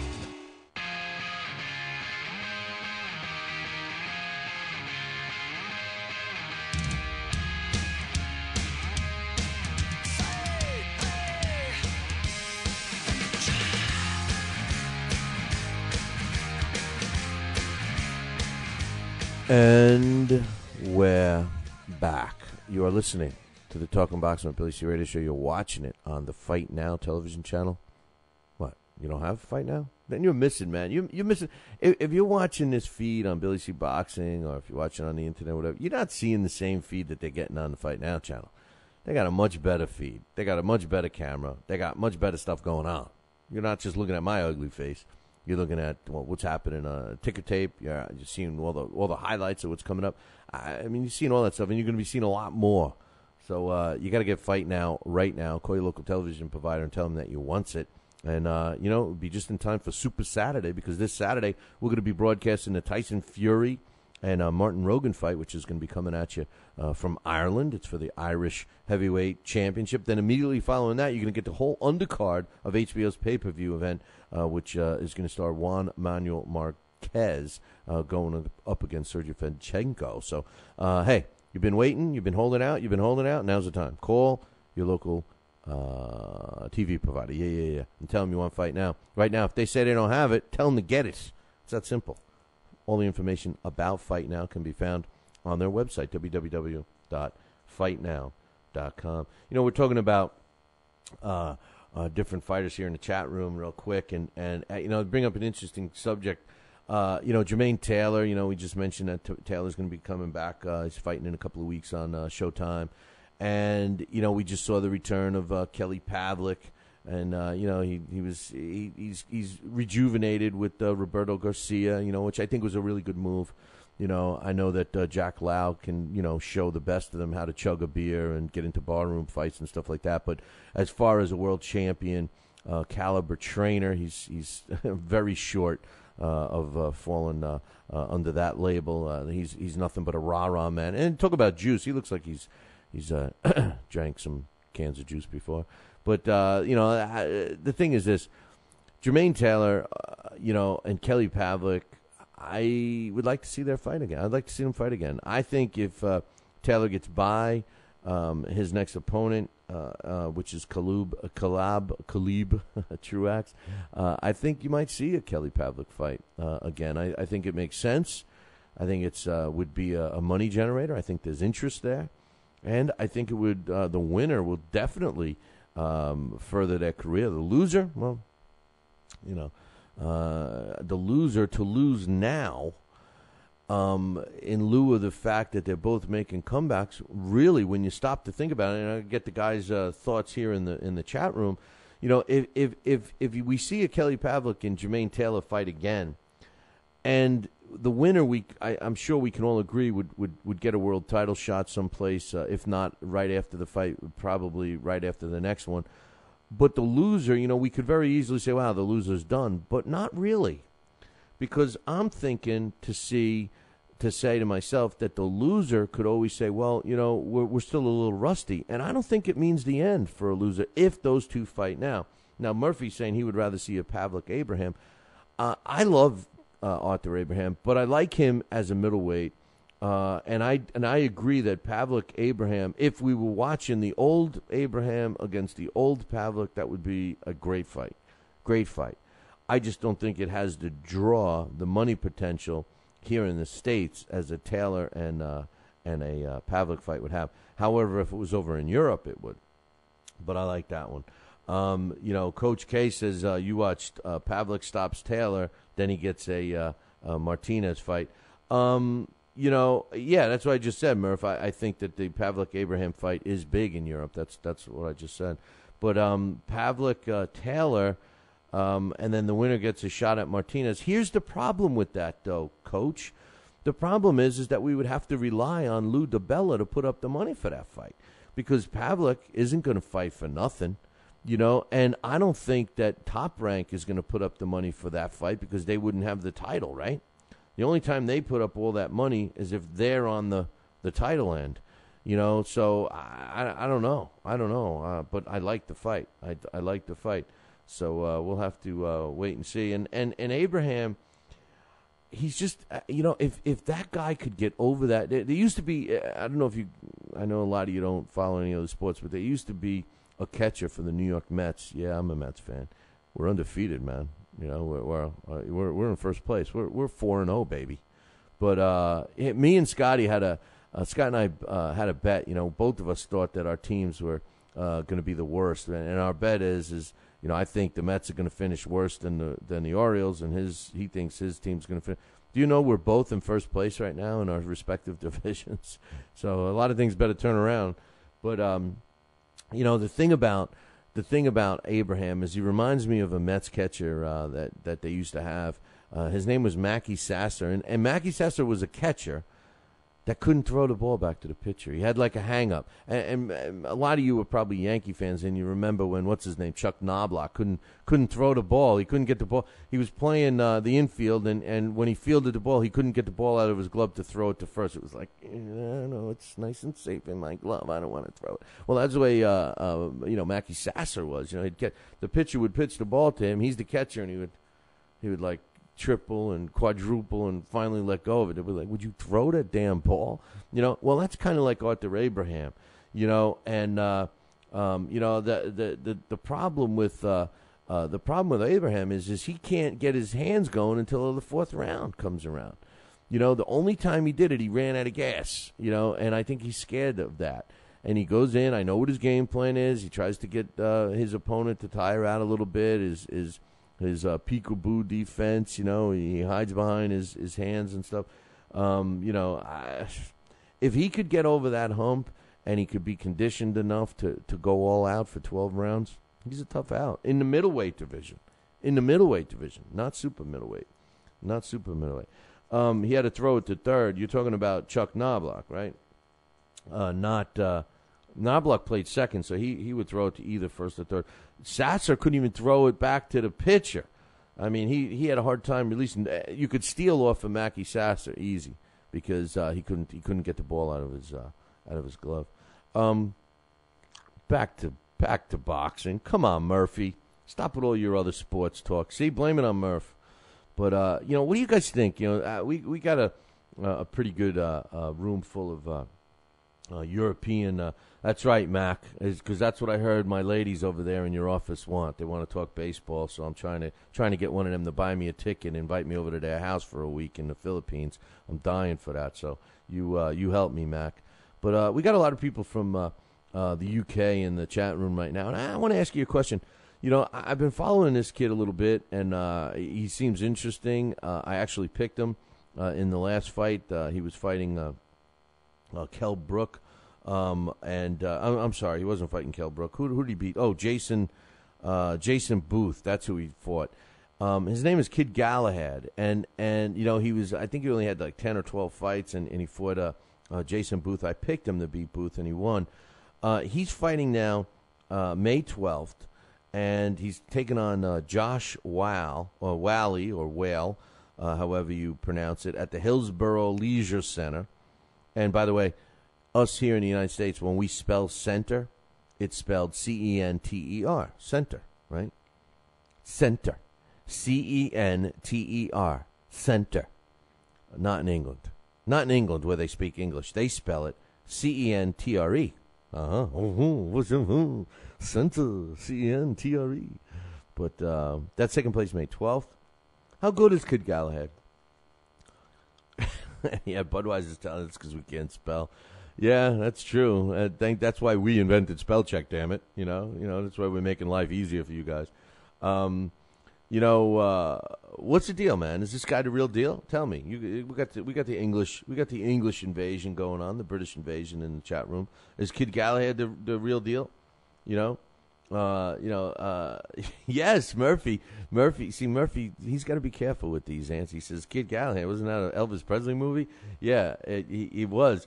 But then when he played a boxer. But, you got most people listening to the show right now didn't think, that Elvis Presley was even in movies. The last image of him they have is in a big white suit, right? If that. But anyway, Kid Galahad is going to be fighting on May 12th, and he's in with a tough guy in Josh Whale. And I don't know what David Allen is trying to. I don't get what he's saying. I guess because he's saying bad words and they're bleeping him out. But Budweiser says, hey, Kid Galahad, he's okay, but he's still learning. Yeah, that's good. That's fair enough. Hey, speaking of learning stuff, I just learned that they're putting out a movie about Manos de Piedra. In case you don't speak Spanish, that's Hands of Stone, of course, Roberto Duran. I guess they're starting to film this thing in June, so it's not just an idea. Welsh Devil Rob says he thinks Galahad looks good. And he makes an interesting point. He says Sheffield style, and Murphy's questioning about that, but that's exactly how they're billing them. It's they call it a style. It's a specific gym, and maybe Rob can correct me if I'm wrong, but it's a style in a gym, and there's actually a little competition going on between Wally, or however you pronounce it, Whale, and the Sheffield gym. He claims he's already beaten a couple of those guys from that gym, and I guess it's a specific training that they're doing or whatever. But, and getting back to the movie, I guess they're going to start filming it in June. I I had to laugh when I heard who was playing who. Now, I don't know who. I'm not up on my Mexican actors, so I don't know who Gael Garcia Bernal is, and he's going to be playing the starring role of Roberto Duran. But Ray Arcel, who was Duran's trainer, and I told you I have a link here in the Adirondacks up in Lake George, is actually his daughter. Ray Arcel's daughter lives in Lake George. And I got to meet them. I was doing some computer stuff, and I got to meet her. And she's like, "Oh, you're that boxing guy, blah, blah, blah. Well, you know who my father was, right?" And I'm like, No, who's your father? And she's Ray Arcel. I was real young, and, because Ray was real old when he had her. But anyway, Ray Arcel's character is being played by Robert De Niro, which I thought was great. But when I left, Usher. Now, I don't know who Usher is. I'm not up on the music scene, but he's a pop star. He's playing Sugar Ray Leonard. So maybe, does he look like Sugar Ray at all? So... that's what I'm saying. Murphy just says Usher looks nothing like Ray Leonard. Okay. I would have thought they would have tried to find somebody that looked a little like Sugar Ray Leonard, I mean,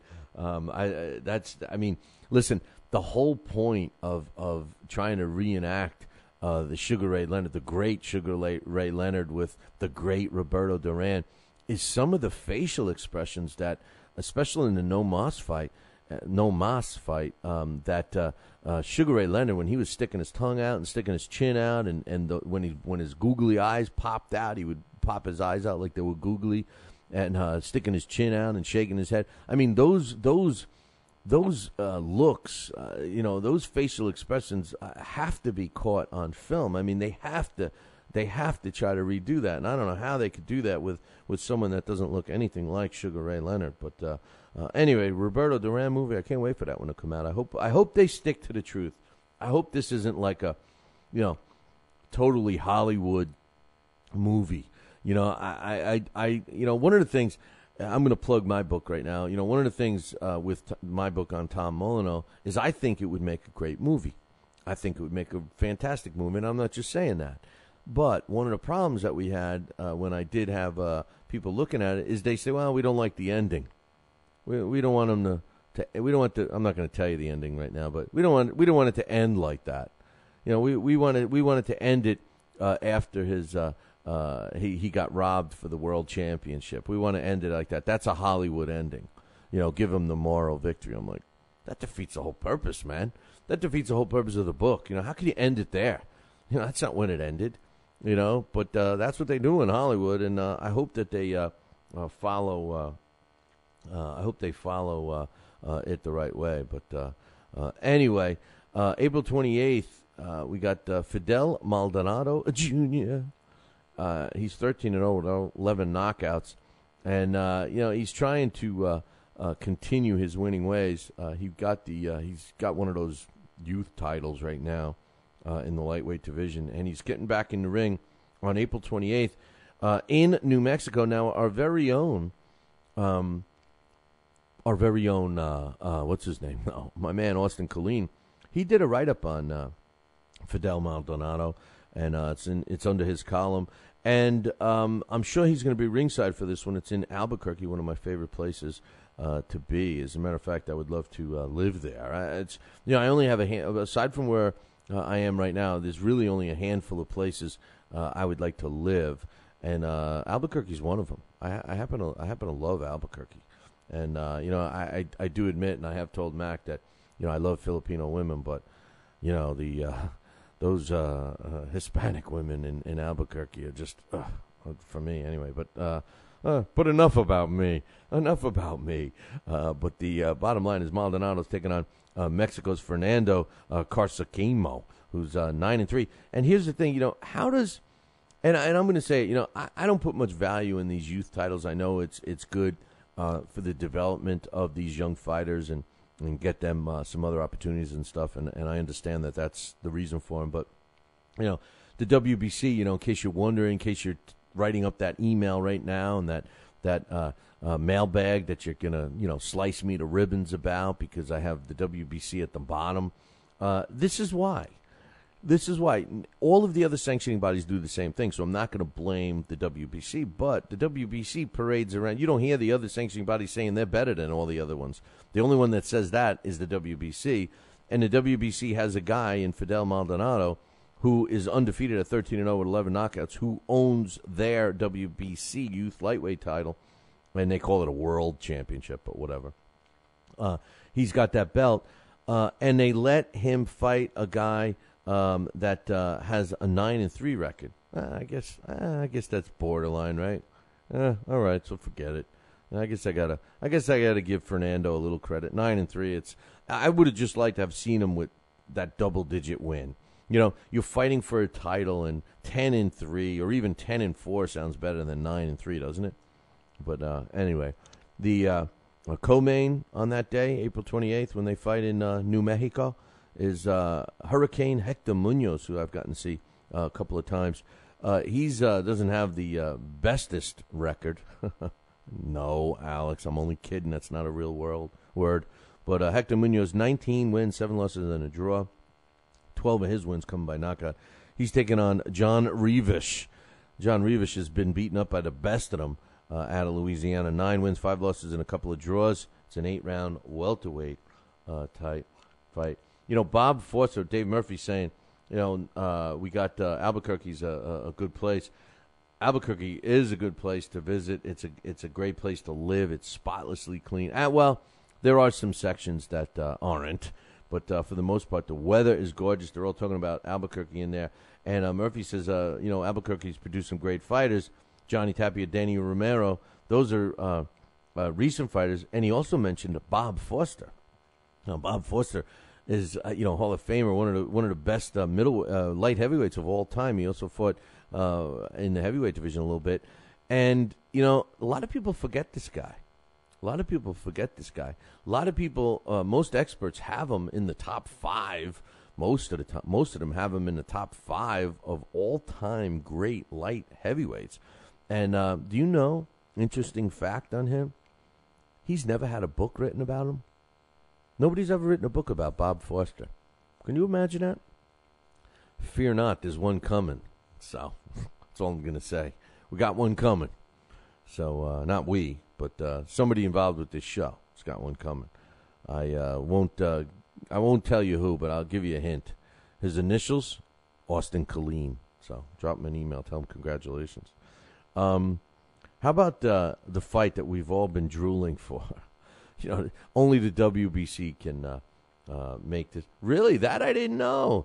Dave Murphy says that Bob Forster was the sheriff over there in Albuquerque. Man, you know, you get in some trouble. I don't know if any of you guys have ever seen Bob Forster in person, but even now, as an older guy who has a tough time breathing, he needs the oxygen with him. He's a monster. He's a big guy, man. You know, and I tell you, you know, as a sheriff, obviously he was much younger. Talk about intimidating. You know, you get pulled over by that guy, and he says, "Step out of the car." You're like, "Oh no, this guy's gonna beat the snot out of me." But Yanni Gonzalez, all right, Yanni Gonzalez is the WBC featherweight champ. You know, but because of the WBC's rules that say once you're born of Mexican descent, you will always get a shot at a WBC belt, and was the case of their former champion, Elio Rojas, who was a champion in recess because he was the original champion in the featherweight division. Then he had to take a leave of absence, so to speak, from the sport. So rather than give him a year to get better and keep the title in his hands, the WBC, being the greedy SOBs that they are, decided to label him a champion in recess and give him the opportunity to fight for the world title whenever he felt that he was ready to come back. And they made the WBC fight for another champion, and Johnny Gonzalez won that belt, and he's defended it, I think, twice since he's got it. Well, once it was an interim belt, and then it was the original, the regular old belt, and then he defended that once. Well, Elio Rios has come back. He fought his Get the Rust Off Me fight, and now they have scheduled the fight between Gonzalez and Rojas April 28th. It's going to be in Cancun. And I love this fight, man. I love this fight, and it's going to be co-promoted by my main man, Don King. So I'm loving this fight. I just want to know one thing. Why can't I ever get assigned to cover a fight that's in Cancun? I just want to know why I can't get a fight that I can cover in Cancun. It doesn't seem right. It's just not right. It's just not right. But I don't know. Let me tell you, they're still talking about Albuquerque in there. The thing is people talk about. Let me just tell you about Albuquerque real quick. People talk about and boxing. People talk about Las Vegas being the mecca of boxing, New York being the mecca of boxing. That's about it, right? No, people say fight towns, right? Vegas is a fight town. I think it would be hard to argue that. Most of the fights are in Vegas. People in Atlantic City's a fight town. People in New York's a fight town. Philly, you think of fights. When you think of fighters and you think of fight towns, of course Las Vegas comes in your mind. Of course New York. Of course Philly. I don't know what other places come to mind real quickly. Maybe Atlantic City, which is in Jersey. But let me tell you something. Let me tell you this right now. Albuquerque, New Mexico, not only should be regarded as a fight town, it is a fight town. And the way I judge a town by whether I'm going to call it a town or a city or whatever as a fight area is how many gyms you see. Boxing gyms. Not the little, fluff workout gyms that everybody joins after New Year's and then never goes to. Not those. Not the ones that you sit around and eat energy bars and drink, the energy drinks, and you get fatter sitting at the gym eating all that healthy food. Not those gyms. I'm talking about a good old fashioned boxing gym, stinky, smelly boxing gym that we all love. All right. There is one on every corner practically in Albuquerque. There are so many gyms. You want to know about Albuquerque boxing? You write Austin an email. You get a hold of my man Austin. He has become the man in New Mexico for us and for the sport of boxing. This guy has visited all the gyms. He's even told me that he was shocked at seeing how many gyms there were. And I was the one that told him. I said, Austin, I've been in Albuquerque. I've been lucky to be in Albuquerque a couple of times for fights. And I've gotten to see a lot of the gyms. They took me around to show me the gyms and stuff. And I swear to God, I'm not kidding you. They have like a decent-sized gym on every single corner, it seemed, in Albuquerque. And Austin is backing it up, man. He's saying, yeah, you're right. There's a lot of gyms. And all those little fight cards that you're hearing about coming out of New Mexico, and you see these obscure names with, not impressive records. Well, look at who they fought. In most cases, they fought each other time and time again. I mean, we're always talking about throwback fights back in the Barney Ross days when the neighborhoods, you'd have the Jews fighting against the Italians or the Germans fighting against, the Irish or whatever. Those neighborhood fights are alive and well in the city of Albuquerque, man. So, I think that some other cities across the United States, anyway, should rip a page out of that. But then again, that's the same as what we were talking about with Kid Galahad's gym. Not every place over in England is called the Sherwood Forest, right? Wake up. It's time for the... It's too early for a trivia question. It's like Robin, man, living in the hood. No. It's not Robin living in the hood. It's Robin Hood. Today's It's Too Early for a Trivia Question is being brought to us by Star Boxing and their May 18th event, which is taking place on ESPN. But better than that, it's going to be not too far from here in Albany, New York. We're going to give you a chance to win tickets, so make sure you stay tuned right where you are right now on the Talking Boxing with Billy C radio show. If you're looking to get tickets for that fight, you can go to our website, www.billycboxing.com, or swing by the Halftime Bar and Grill one of these Friday nights when Friday night fights are on, and talk to us. We'll give you a chance at winning those tickets. Here's the trivia question, and on the line is the Evander Holyfield way, We got a couple more copies of this book. We had a winner on yesterday's trivia question, and that was my man Tony Treem. He donated his copy of the book for us to give away as a door prize for this year's BillyCBoxing.com. So that book is away. We're going to be giving away a lot of prizes this year at the Billy C. Boxing Hall of Fame induction weekend. We were supposed to last year, but it got out of hand. I didn't really even give it many out. I was giving T-shirts and hats and stuff away to people as they came in, and then pretty much everybody had something, so we didn't do it. But this year it's gonna be a lot more focused on giveaways. After every single speech or presentation, we're gonna give something away. Everybody's gonna have these raffle tickets that they're gonna get. So, but anyway. If you like that book, and I think it's the best one on Holyfield because it's not through Holyfield's eyes, you got to know this answer. Who won the fight? Who won the most fights between 1930 and 1939? This is actually, I was told, is the easiest one out of all these decade fights. Who won the most fights between 1930 and 1939? I didn't know the answer, so I guess it wasn't that easy. Email me if you know.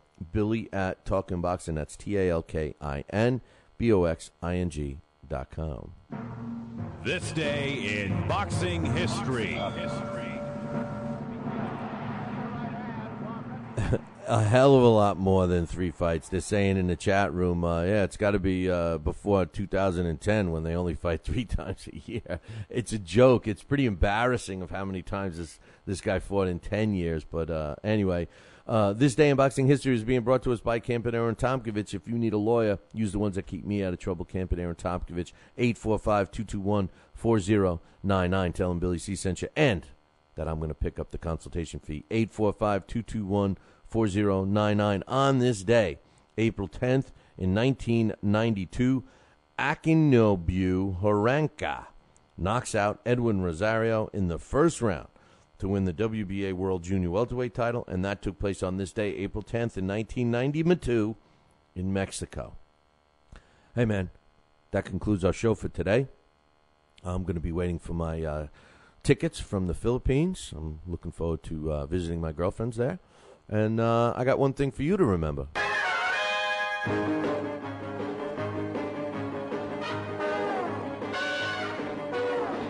Make sure you tune in tomorrow morning, same bad time, same bad channel.